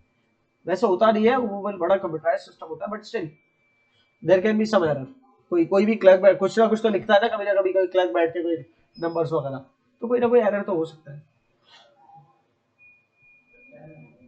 तो जैसे ही कैश एडजस्टमेंट हो जाए तो उसके बाद प्रिपेयर बैंक रिकंसिलिएशन स्टेटमेंट, जिसके मैंने 4 आपको केसेस बता दिए बैंक अकाउंट के। उसके बाद सवाल आएगा जिसको हमें हैंडल करना है। तो क्वेश्चन के ऊपर आने से पहले एक चीज और आखिरी note, the bank reconciliation statement is not part of the double entry records. क्या मतलब है इसका? हमारे डबल एंट्री सिस्टम जो है ना, जिसमें रिकॉर्डिंग करते हैं, रिकॉर्डिंग करके लेजेस में पोस्ट करते हैं, यू नो, उससे लेकर आगे चलते हैं। ये उसके अंदर कोई ये खाली चेक करने के काम आता है। ऐसा नहीं समझना कि हमारे अकाउंटिंग के अंदर कुछ ऐड हो रहा है या लेस हो रहा है। ऐड लेस बैंक रिकंसिलिएशन के अंदर सिर्फ ये वाला स्टेज है, ये जो ऊपर वाले बॉक्स है, और ये तो होना ही था, ये एडजस्टमेंट्स है ना, तो ये तो एडजस्टमेंट्स है, ये तो ऐड लेस हो रही है। लेकिन जो बैंक रिकंसिलिएशन है एग्जैक्ट, जो आपका कैश एडजस्टेड बैलेंस है, वहां से जो बैंक रिकंसिलिएशन स्टेटमेंट बननी है, वो बस एक स्टेटमेंट अलग से वर्किंग है ये बताने के लिए कि आप भी बैंक के बराबर ही हो, बस कुछ टाइमिंग डिफरेंसेस है, दैट्स इट। इसका हरगिज मतलब ये नहीं कि आपके डबल एंट्री सिस्टम या उसके पूरे अकाउंटिंग प्रोसेस के अंदर कोई चेंज आ गया। क्लियर है? तो अब हम एक सवाल हैंडल करते हैं। स्टेप्स रिवाइज करें एक दफा। क्या थी? सबसे पहले हमें पासबुक का मतलब होता है बैंक स्टेटमेंट। बैंक स्टेटमेंट को कंपेयर करना है किससे? कैश बुक के अंदर जो हमारा बैंक अकाउंट का ठीक है ना। अच्छा, तो कैश बुक से कंपेयर करना बैंक स्टेटमेंट को कैश बुक के अच्छा, कैश बुक के बैंक का टी, अब मैं इतना लंबा लंबा नहीं बोल रहा, मैं एक काम करता हूँ, बैंक का टी अकाउंट ही बना लेता हूँ बखता। ठीक है, अब ये बैंक का टी बोलो या कैश बुक के अंदर बैंक का कॉलम बोलो, बात एक ही। तो जो भी डेबिट्स हुए हैं वो कंपेयर करूंगा कि बैंक स्टेटमेंट के क्रेडिट्स में वो चीज है कि नहीं है। ठीक है, कोई अगर डेबिट रह गया है जो वहां नहीं है, मार्क कर लिया। सब जो क्रेडिट्स हुए वो कंपेयर करूंगा बैंक वो पासबुक के या बैंक स्टेटमेंट के डेबिट्स में है कि नहीं है। कुछ है, ठीक है ना, और कुछ नहीं है। फिर कुछ बैंक स्टेटमेंट के डेबिट्स में है, इसमें नहीं है। कुछ बैंक स्टेटमेंट के क्रेडिट्स में मौजूद है, वो उसमें नहीं है, इसके डेबिट्स में नहीं है। क्लियर? सो ये जो डिफरेंसेस है, मतलब जो सिमिलैरिटीज है वो मार्क कर ली पहले। सही है? अब डिफरेंसेस को डील करने का वक्त है। सबसे पहले डिफरेंसेस कौन से डील करूंगा? वो जो बैंक स्टेटमेंट में मौजूद है हमारी कैश बुक के अंदर नहीं है, उनको मैं एडजस्ट करूंगा। ये चीजें एडजस्ट होंगी, ठीक है ना। और ये एडजस्ट कैसे होंगी? ये एडजस्ट ऐसे होंगी कि आपका यहां पर कोई टोटल आ रहा होगा और कोई सीडी बैलेंस आ रहा होगा। इस सीडी बैलेंस को ब्रॉट डाउन करूंगा, ठीक है। तो सीडी बैलेंस बीडी होता है, सही। यही सीडी बैलेंस ब्रॉट डाउन हो गया। और जो डेट यहां लिखी है ना, महीने की आखिरी तारीख, लेट्स सपोज 30 नवंबर, तो वही 30 नवंबर के डेट से आएगा। ये मत कहना कि 1 दिसंबर। ब्रॉट डाउन अगले पीरियड की 1 तारीख को होता जरूर है, लेकिन अभी हम इसको ब्रॉट डाउन अगले ईयर नहीं कर रहे हैं। वो तब करते हैं जब हम अगले ईयर नए बैलेंसेस बना रहे होते हैं अगले साल के अकाउंटिंग के लिए। अभी हम इसी ईयर का एंड अगर 30 नवंबर को हो रहा तो इसी ईयर एंड पे एडजस्टमेंट्स के लिए भी ब्रॉट डाउन करते हैं। तो जरूरी नहीं है सिर्फ और सिर्फ आप अगले साल के लिए ब्रॉट डाउन करो। जब एडजस्टमेंट्स के लिए ब्रॉट डाउन करते हो ना बैलेंस को उसी डेट पे लेके आते हो। लेट्स सपोज बैंक अकाउंट में कोई एरर हुआ होता तब भी हम एडजस्टमेंट्स ही कर रहे होते, सही, तो वो भी ब्रॉट डाउन होता सेम डेट पे होता है ना, क्लोजिंग बैलेंस के इसी अकाउंटिंग पीरियड का। यहाँ मैंने अकाउंटिंग पीरियड एज्यूम किया है 30 नवंबर में खत्म हो रहा है, ठीक है, तो 30/11 इसीलिए लिखा है 12। फिर इस ब्रॉट डाउन के बाद ये वाली जो है ना, जैसे ए कर दो और बी कर दो, तो ए को यहां लिख दिया एक्स एक्स अमाउंट से, क्योंकि यहाँ डेबिट हो रहा है तो मेरा बैंक क्रेडिट होगा, और बी क्रेडिट हो रहा है बैंक स्टेटमेंट में, तो बी को यहां लिख दिया, ठीक है। ये कह रहा है एडजस्टमेंट। अब एक नया सीडी बैलेंस आएगा मेरे पास, ठीक है। ये जो नया सीडी बैलेंस आया ना, जो भी अमाउंट है, ये मेरा कौन सा सीडी बैलेंस है? ये कहलाता है एडजस्टेड कैश बुक बैलेंस या adjusted bank balance, adjusted bank balance, ठीक है। तो इसको मैं कोई अमाउंट ही अज्यूम कर लेता हूं, इसको मैं कोई अमाउंट ही अज्यूम कर लेता हूं। लेट्स सपोज ये 520 है, ठीक है। 520 इतना छोटा अमाउंट, मिलियन, बस $520 मिलियन, खुश। अब आप इस $520 मिलियन से स्टार्ट करोगे बैंक रिकंसिलिएशन स्टेटमेंट, और इसका नाम दोगे balance as per adjusted cash book, ठीक है ना। या adjusted bank balance as per cash book, जो नाम लिख रहा हूँ, adjusted bank balance as per cash book, ठीक है 520।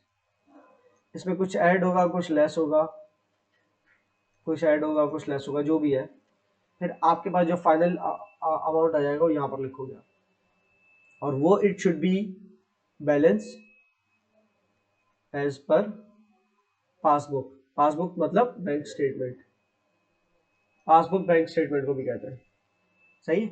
Although it can also go the other way round, लेकिन मैं अभी अदर वे राउंड नहीं करना अदर वे राउंड होता है। लोग शुरुआत ऐसे करते हैं इसको, जैसे प्लस ए है और प्लस बी है और माइनस एक्स है और माइनस वाई है, लेट्स सपोज। ये अलग अलग किस्म के केसेस है, जो मैं केसेस बता रहा था ना, जैसे अनप्रेजेंटेड चेक्स, आउटस्टैंडिंग लॉजमेंट्स, रिकंसिलिएशन के अलग अलग केसेस है। अगर it's the other way round, अगर शुरू यहां से हो रहा है और पहुंचाना यहां तक है, तो क्या बोलती है अकल, क्या होगा? जो लेस हो रहा है वो ऐड हो जाएगा, जो ऐड हो रहा है वो लेस हो जाएगा, ठीक है। तो ए जो कि एडजस्टेड बैंक बैलेंस के अंदर ऐड हो रहा था, उसको यहाँ bank balance as per passbook से शुरू करो तो इसको लेस करूंगा मैं, और इसको भी लेस करूंगा, जबकि इसको एंड को ऐड कर दूंगा। क्लियर हो रही है? ठीक है, I am going the other way around. तो ज्यादातर आपको इस तरह से मिलेगा होता हुआ, लेकिन मैं आपको इस तरह से भी नहीं करवाऊंगा, मैं आपको उस तरह से करवाऊंगा, एडजस्टेड कैश बुक से ऊपर रखूंगा बैलेंस। क्लियर है? और मैं आपको फिर टास्क दे दूंगा कि आपने जो है यही सवाल बैलेंस एज पर पासबुक से करना शुरू। क्लियर है? ताकि आपका दोनों एंगल से सेंस बन जाए।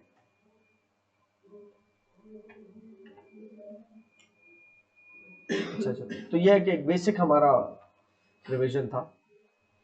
The bank columns of Fatima. अभी ये फातिमा की कैश बुक है,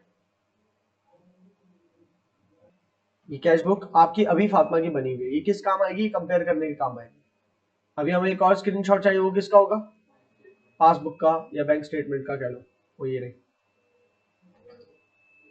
फातिमा का अकाउंट जो है वो इस बैंक के अंदर है, ठीक है। अब फातिमा का बिजनेस अकाउंट है, हम ये सपोज कर रहे हैं, सही ना। फातिमा गोयल बिजनेस का नाम है, बिजनेस का अकाउंट होल्डर का नाम है, बिजनेस का नाम जो भी होगा फातिमा का बिजनेस। हमारा थोड़ा सा छोटा कर देता हूं ताकि मैं कंपेरेबल पोजीशन पे ले आऊं इनको।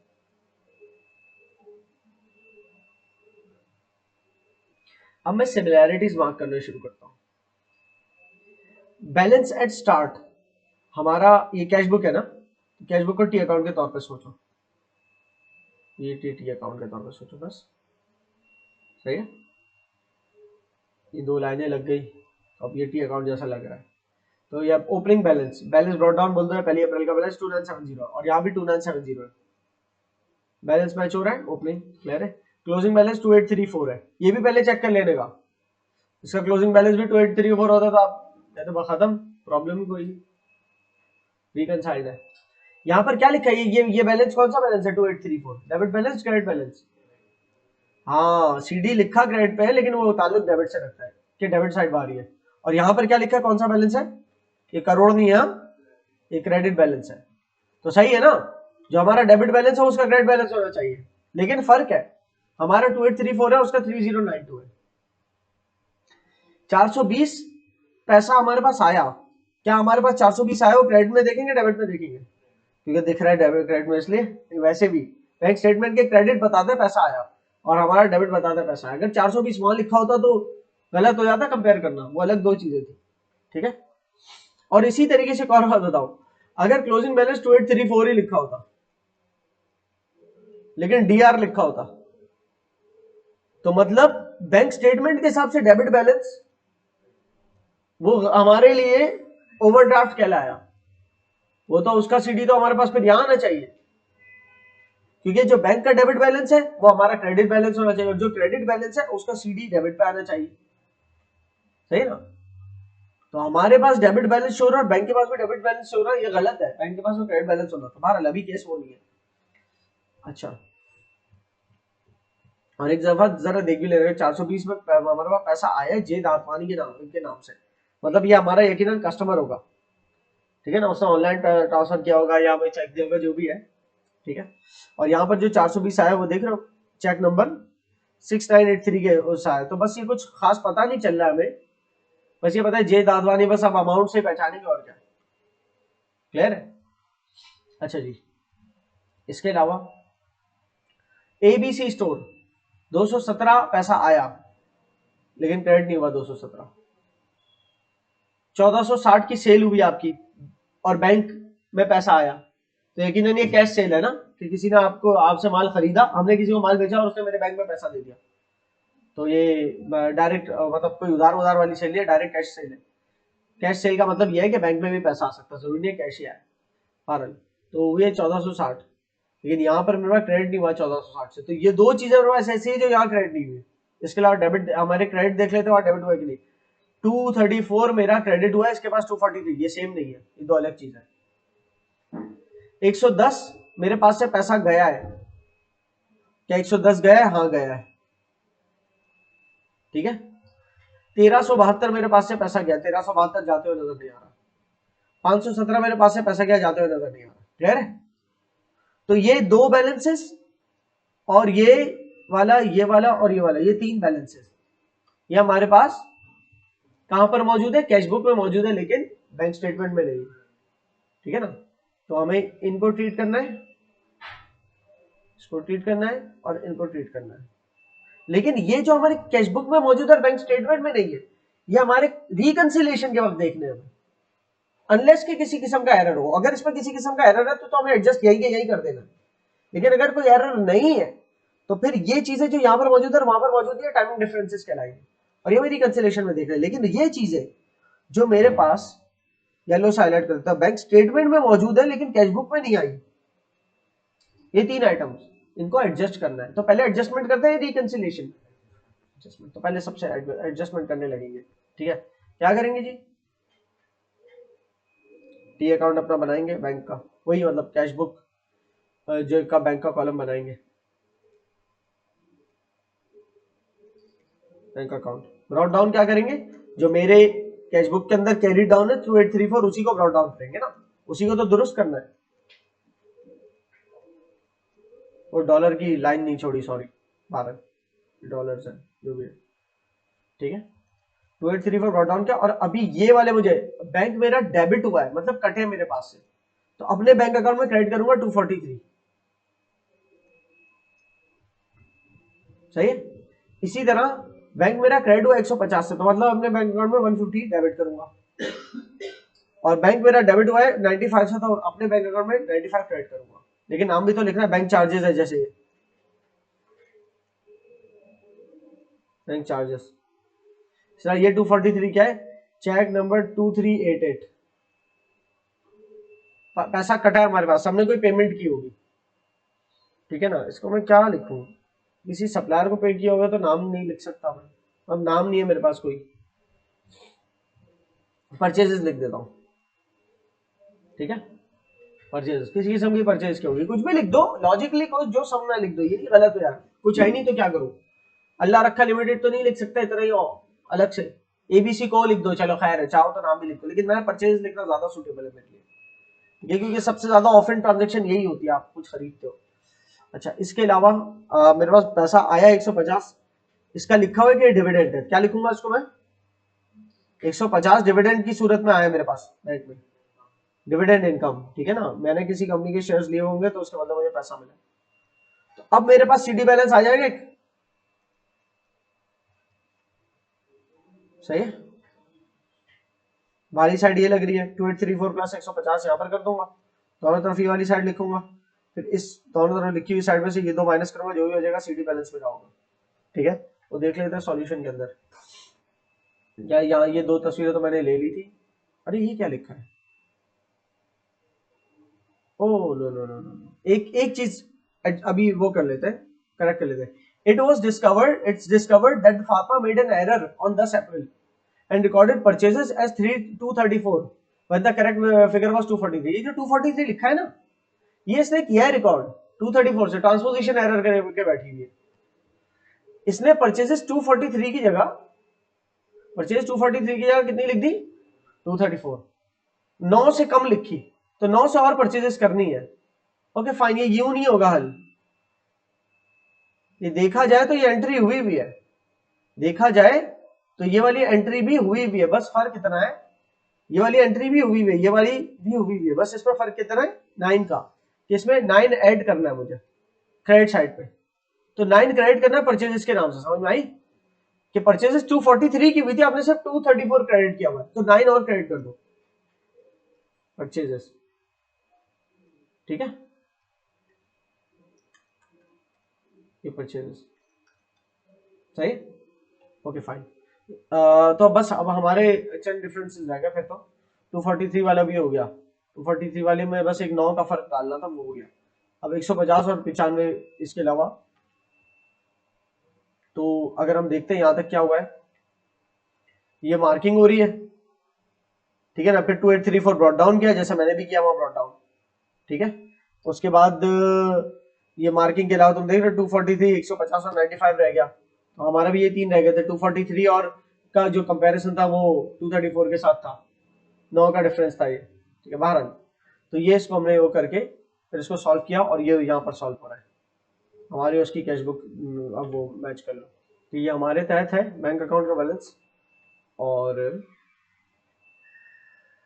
इसके तहत ये बैलेंस है, ठीक है। कंपेयर कर लेते हैं हमारा इसका बैलेंस ब्रॉट डाउन 2834 हमने भी किया, इसने भी कर लिया, ठीक है। मतलब ये तो सॉल्व हुआ है ना, बस हम चेक करें हमने सही सॉल्व किया कि नहीं किया, दोनों सेम ही चीज है ये। हमने जैसे 2834 पहले ब्रॉट डाउन किया, फिर हमने 150 डिविडेंड के तौर पे अपने पास ऐड किया, क्योंकि हमारी बैंक स्टेटमेंट में क्रेडिट हुआ था तो हमने पास भी ऐड कर दिया कि डिविडेंड इनकम है। हमने करेक्शन की एरर की कि हमने 9 कम क्रेडिट किया था परचेज की मद में, तो 9 वो भी क्रेडिट कर दिया, और 95 से बैंक चार्जेस डिडक्ट किए जो कि हमें बैंक स्टेटमेंट देखने के बाद पता चले थे, तो हमने अपने पास से इसलिए डिडक्ट किए थे, ठीक है। तो हिसाब से हमारा सीडी बैलेंस जितने जो कैलकुलेट करके 2880 बन रहा है, क्योंकि हमारा ये 2984 बन रहा है, टोटल 2984 बन रहा है, तो उस लिहाज से हमारा एडजस्टेड सीडी बैलेंस बन रहा है 2880। लेकिन ये सिर्फ और सिर्फ अभी एडजस्टेड बैलेंस है, रिकंसाइल्ड नहीं है। तो अब हम adjusted bank balance as per cash book, ठीक है ना, adjusted bank balance as per cash book कितना है 2880, राइट, ये वाला है। अब 2880 है ये, लेकिन एग्जैक्टली यही हमारे उसका बैलेंस नहीं है। बैंक स्टेटमेंट का बैलेंस क्लोजिंग क्या है 3092, तो हमारा अभी भी फर्क आ रहा है, क्योंकि अभी हमने ये 243, 150 और 95 इसको एडजस्ट कर लिया, लेकिन जो हमारे कैश बुक के अंदर था वो अभी हमने रिकंसाइल करना बाकी है, ठीक है। वो क्या है, दो डेबिट एंट्रीज है जो हमारे कैश बुक के इस 2834 के अंदर एडिट थे, सही ना, और यही 2834 जो है हमारा ब्रॉट डाउन बैलेंस बना था।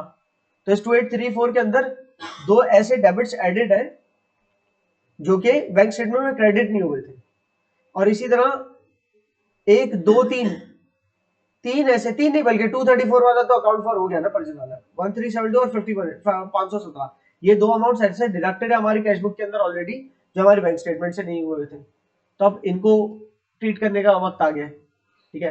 तो जो हमारी कैश बुक में एडिड है उनको लेस कर दो, और जो लेस हुए उनको एड बैक कर दो। तो अगर हम अपने कैश बुक के बैलेंस से चले, एडजस्टेड कैश बुक के बैलेंस के अंदर भी समझो भाई, जब 28 एडजस्टेड कैश बुक बैलेंस तक हम कैसे पहुंचे, एक 2843 का जो बैलेंस था, 2843 था या 2834 था, 34 था, 2834, हाँ 2834 का जो बैलेंस था उसी में कुछ ऐड और लेस करके हम 2880 तक पहुंचे ना, लेकिन वो ऐड लेस हमने टी अकाउंट लेवल पे किया था, मतलब एडजस्टमेंट्स किए थे। लेकिन ये 2834 के अंदर भी तो जो कुछ चीजें थी ना, वो सारी की सारी बैंक स्टेटमेंट में तो नहीं थी, तो उनमें से जो बैंक स्टेटमेंट में नहीं थी तो उसका इंपैक्ट 2834 में मौजूद है, वो इंपैक्ट खत्म करना होगा ताकि वो इंपैक्ट 2880 से भी खत्म हो, क्लियर है। और वो हम रिकंसिलिएशन स्टेज पे कर रहे हैं काम। आई होप कि इट्स क्लियर सो फार। तो सबसे पहला काम, क्योंकि मैं कैश बुक के बैलेंस से शुरू कर रहा हूं ना, तो कैश बुक में जो ऐड हुआ था वो लेस कर देता हूं, सही ना, और जो लेस हुआ था वो ऐड कर दूंगा।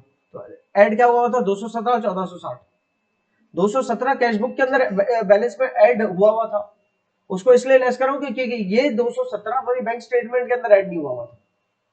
इसी तरीके से 1460 भी 1460 भी हमारे कैश बुक के अंदर शो हो रहा था, ये हो रहा है बैलेंस शो, लेकिन हमारी बैंक स्टेटमेंट पासबुक की क्रेडिट पे शो नहीं हो रहा था। ठीक है ना, इसीलिए जो हमने ऐड किया हुआ हम उसको लेस करेंगे तभी तो पासबुक के बैलेंस के करीब पहुंचेंगे। इसी तरह हमने जो डिडक्ट किया हुआ था 1372 और 517 उसको ऐड बैक कर देंगे, कैश बुक के अंदर ही हमने डिडक्ट किया हुआ था। ठीक है, क्योंकि ये हमारी बैंक स्टेटमेंट के डेबिट नहीं हुआ, डिडक्ट नहीं हुआ था। क्लियर? तो ये हमारा पहले देख लेता बैलेंस आ रहा है कि नहीं। 2880 माइनस 217 माइनस 1460 प्लस 1372 प्लस 517 3092। ठीक है, ये क्या है बैलेंस एज पर, हाँ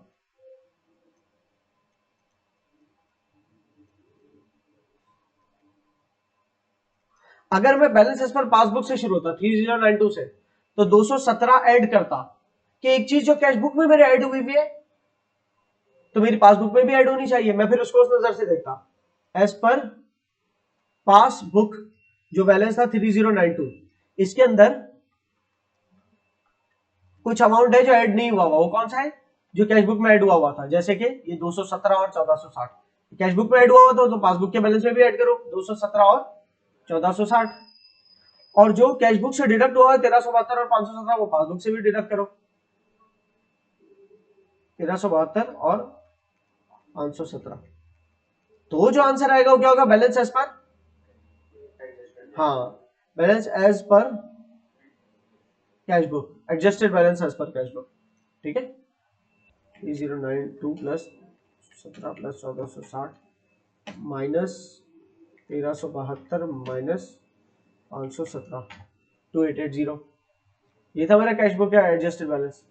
तो आप लोग इस तरह से देख लो इसको, पॉइंट ये अब इसके बीच के नामों को क्या करें, एक अमाउंट तो कर ले खेल लिए, इनके नाम भी रख लो जरा। तो भाई अब गौर करना थोड़ा सा, इसके अंदर आपने पीछे से थ्योरी प्रॉपर पढ़ ली ना तो थोड़ा सा आपको आइडिया होगा। एक ऐसा अमाउंट जो हमने डिडक्ट किया टीडी एंड कंपनी के नाम से और दोभल लिमिटेड के नाम से, ये हमने डिडक्ट किया, हमने पता है क्यों डिडक्ट किया होगा, हमने इनको चेक दिए होंगे तो हमने अपने पास से बैंक क्रेडिट कर दिया, उन्होंने चेक प्रेजेंट नहीं किए होंगे तो ये अनप्रेजेंटेड चेक्स है। क्या है ये? एग्जैक्टली तो अब ये मैं adjusted bank balance as per cash book से शुरू हो रहा हूं ना, तो अनप्रेजेंटेड चेक्स को मैंने अपने पास एड बैक कर दूंगा कि जो दो अमाउंट्स मैंने अपने पास से लेस किए हुए थे ना 1372 और 517, ये एड बैक इसलिए कर रहा हूं क्योंकि प्रेजेंट ही नहीं किया मेरे सप्लायर ने, मैंने वो चेक तो दिया लेकिन उन्होंने अपने अकाउंट्स में नहीं जमा कराया कि मेरे अकाउंट से पैसे कटते, इसलिए मैं इसको आर्जी तौर पे एड बैक कर रहा हूं। टाइमिंग डिफरेंस है ये, कुछ दिन बाद वो जमा कराएंगे और मेरे अकाउंट से पैसे कट जाएंगे, लेकिन अभी तक नहीं कटे ना, तो अभी तो मुझे बैंक बैलेंस के बराबर करना है अपने आपको, बैंक स्टेटमेंट के बराबर। तो एड अनप्रेजेंटेड चेक, मैं लॉजिक इस्तेमाल करूंगा कि मैं इसको क्या कह सकता हूं, अनप्रेजेंटेड चेक कह सकता हूं कि ये वो चीज है जो मुझे पता है बैंक को नहीं पता। तो ये भले इसका नाम टीडी लिख दो और अगेन अनप्रेजेंटेड चेक, और दूसरे का नाम दोभल लिमिटेड। ठीक है, और जो अमाउंट्स मेरे पास डेबिट हो गए लेकिन बैंक में रिफ्लेक्ट नहीं किए उसको मैं डिडक्ट कर रहा हूं अपने पास से, दो अमाउंट्स में लेस कर रहा हूं। एक तो है सेल की वजह से, तो सेल लिख दूंगा, इसका तो पता ही है ना कि सेल है ना, तो ये सेल है मेरी जो मेरे बैंक में रिफ्लेक्ट नहीं हुई सेल, तो इसको भले तुम कह दो कैश एंड ट्रांजिट कि वो सेल मेरी हुई है लेकिन ये कैश एंड ट्रांजिट है, अपनी लॉजिक से नाम डाल दो। मैं सेल देख के मैं कैश एंड ट्रांजिट इसलिए कर रहा हूं कि मेरा माल तो बिका है और मैंने बैंक डेबिट सेल्स क्रेडिट कर दिया, लेकिन हो सकता है जिसने मुझे चेक दे के गया हो, मैंने उसको माल बेच दिया, उसने मुझे चेक दिया तो मैंने बैंक डेबिट लिख दिया, लेकिन वो बैंक में वो मेरी दराज में रहेगा, तो मैंने जमा नहीं कराया तो उसको मैं आउटस्टैंडिंग लॉजमेंट्स कह सकता हूँ, आउटस्टैंडिंग चेक कह सकता हूँ, कैश इन ट्रांजिट कह लो, लेकिन ये सारे केसेस के बैंक में पैसे वो जमा नहीं हुआ। ठीक है, इसी तरीके से एबीसी स्टोर के नाम से लिखा हुआ है, एबीसी स्टोर यकीनन मेरा कस्टमर होगा, तो उससे मैंने जब चेक लिया तो मैंने एबीसी स्टोर के नाम से बैंक डेबिट कर दिया। ठीक है, तो वो लेकिन डेबिट तो कर दिया, लेकिन उसका चेक जो है अभी तक अमाउंट्स मैंने उल्टे लिख दिए। एबीसी स्टोर 1460 नहीं 217।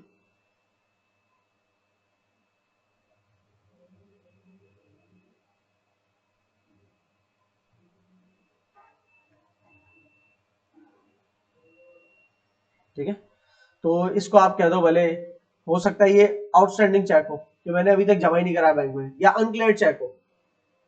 सपोज करना है आपने अनक्लियर्ड चेक का मतलब मैंने जमा तो करा दिया होगा एबीसी स्टोर का चेक, लेकिन वो अभी क्लियरेंस प्रोसेस में 3 दिन का प्रोसेस होता है वो। क्लियर है ना एक बात?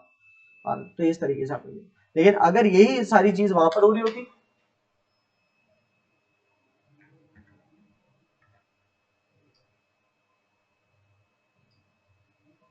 यही सारा काम यहाँ पर हो रहा होता, तो ये अलग हो जाता, ये ऐड हो जाता और वहां लेस हो जाता। अनप्रेजेंटेड चेक्स अगर पासबुक से शुरू कर लो तो अनप्रेजेंटेड चेक्स लेस होते हैं, क्योंकि आपने अपने कैश बुक से के बैलेंस से शुरू करते तो अनप्रेजेंटेड चेक इसलिए एड बैक करते हैं कि कैश बुक से ऑलरेडी लेस हुए हुए, और अब मैं कैश बुक का बैलेंस लिखा हुआ है तो उसमें मैं एड बैक कर रहा हूं। लेकिन अगर मैं बैंक स्टेटमेंट से शुरू कर रहा हूं बैलेंस से, तो मेरी कैश बुक में तो एक चीज लेस हुई भी है, बैंक स्टेटमेंट में लेस नहीं हुई थी, तो उसमें लेस करूंगा, तो अनप्रेजेंटेड चेक्स लेस होंगे।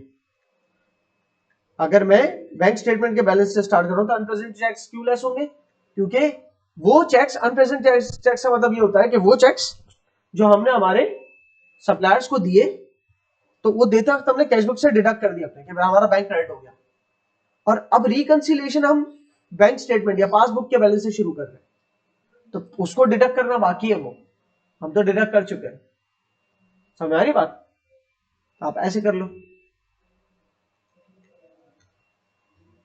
और इसी तरीके से कैश इन ट्रांजिट, हमने तो ये कैश ऐड कर लिया, बैंक को भी चाहिए कि वो ऐड कर लिया अपने पास। या अनक्लियर्ड चेक, हमने चेक जमा करा दिया, हमारे पास तो हमने बैंक डेबिट किया हुआ है, लेकिन पासबुक के अंदर बैंक एडिट नहीं है, वो अमाउंट इतना 1460 का अमाउंट एडिट है, तो ऐड कर लूंगा मैं, क्योंकि मुझे पहुंचना है किसी भी तरह डिफरेंसेस खत्म करके इस बैलेंस तक। लेकिन इस बैलेंस का हरगिज मतलब ये नहीं समझना कि डबल एंट्री में मेरा बैलेंस जो है ना ये बन गया 3092। डबल एंट्री में मेरा यही बैलेंस होगा जो एडजस्टेड कैश बैलेंस है। बैंक स्टेटमेंट में 3092 शो रहा है, डबल एंट्री सिस्टम के तहत 2880 शो हो रहा है। क्लियर? और चंद दिन बाद ये बैलेंस हमारा बराबर हो जाएगा, टाइमिंग डिफरेंस खत्म हो जाएगा। सही है भाई? तो ये हमारा एक सवाल हमने हैंडल किया है बैंक स्टेटमेंट का। तो आप ये देख लो, कैश बुक को 2880 इसने जो ना adjusted cash correction of errors के साथ बना दिया। उसके बाद इसने कहां से शुरू किया? इसने शुरू किया, इसमें इसने और सिंपल नाम दे दिए, इसने शुरू किया आपके उससे बैंक स्टेटमेंट के बैलेंस से। सही है ना? बिकॉज ज्यादातर वहीं से शुरू करेगा ये, और इसने तो बहुत और सिंपल नाम दे दिया, इन झंझटों में भी नहीं पड़ा जो मैंने सपोज किया ना, अनप्रेजेंटेड चेक और अनक्लियर्ड चेक। इसने सीधा सीधा क्या बोल दिया? Add amounts not yet credited. Bank statement के अंदर वो अमाउंट्स ऐड कर दो जो बैंक ने ऐड नहीं की, लेकिन हमने कर दी थी। तो एबीसी स्टोर से 217 और 1460 सेल की बदले जो पैसे है ना, वो बैंक स्टेटमेंट में ऐड कर दिए, इससे मिला के 1677, और वो अमाउंट लेस कर दिए जो बैंक ने अभी तक लेस नहीं किया। ठीक है ना? बैंक ने क्या लेस नहीं किया? टीडी को हमने एक चेक दिया था, जो टीडी जब भी जमा कराएगा बैंक में और पैसा निकलवा लेगा हमारे बैंक अकाउंट से, वो आज नहीं तो कल कर ही लेगा, तो अभी से आप माइनस कर दो। ठीक है ना? तो बैंक स्टेटमेंट में से ही माइनस कर दिया तो हमारा 2880 बचा। क्लियर है?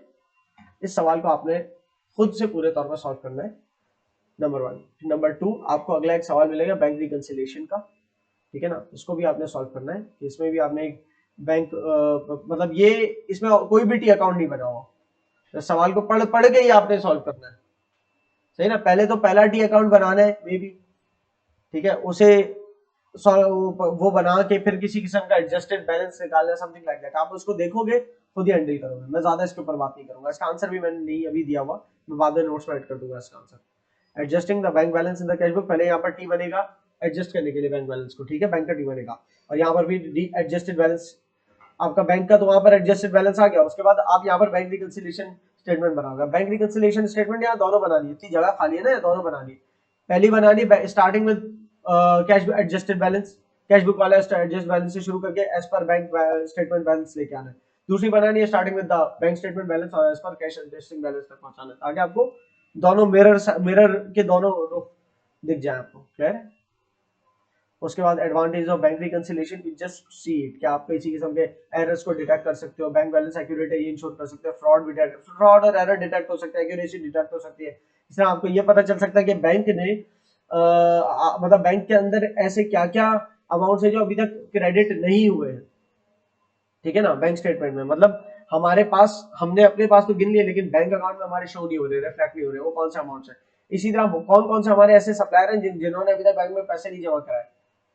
इसके अलावा और भी चीजें, ये बैंक रिकंसिलिएशन से फायदा होता है, ये क्लियर हो जाता है एक तरफ, ठीक है। अच्छा, बैंक रिकंसिलिएशन तो एक पूरा प्रोसेस है ना, बैंक रिकंसिलिएशन प्रोसेस का नाम भी और एक स्टेप का नाम भी है। तो ऐसा स्टेप देखे तो बैंक रिकंसिलिएशन स्टेटमेंट है, कि जिससे हमें अनप्रेजेंटेड चेक, अनक्लियर्ड चेक के बारे में पता चल जाता है, आउटस्टैंडिंग लॉजमेंट्स के बारे में पता चल जाता है, कैश इन ट्रांजिट के बारे में पता चल जाता है। लेकिन अगर ओवरऑल बैंक स्टेटमेंट के, बैंक रिकंसिलिएशन के प्रोसेस को देखें तो पहला स्टेप है एडजस्टमेंट्स का। तो हमें बैंक रिकंसिलिएशन के प्रोसेस के अंदर ये भी पता चल जाता है कि हमारे बैंक अकाउंट में डायरेक्टली कहां से पैसा, डायरेक्टली कहां पैसा गया, तो वो भी तो पता चलता है, उसी वजह से एडजस्टमेंट्स कर पाते हैं। बल्कि पहले वो पता चलता है, बाद में रिकंसिलिएशन वाले आइटम्स आते हैं। क्लियर? और इसके बाद फिर हम कंट्रोल अकाउंट्स पे आ जाएंगे।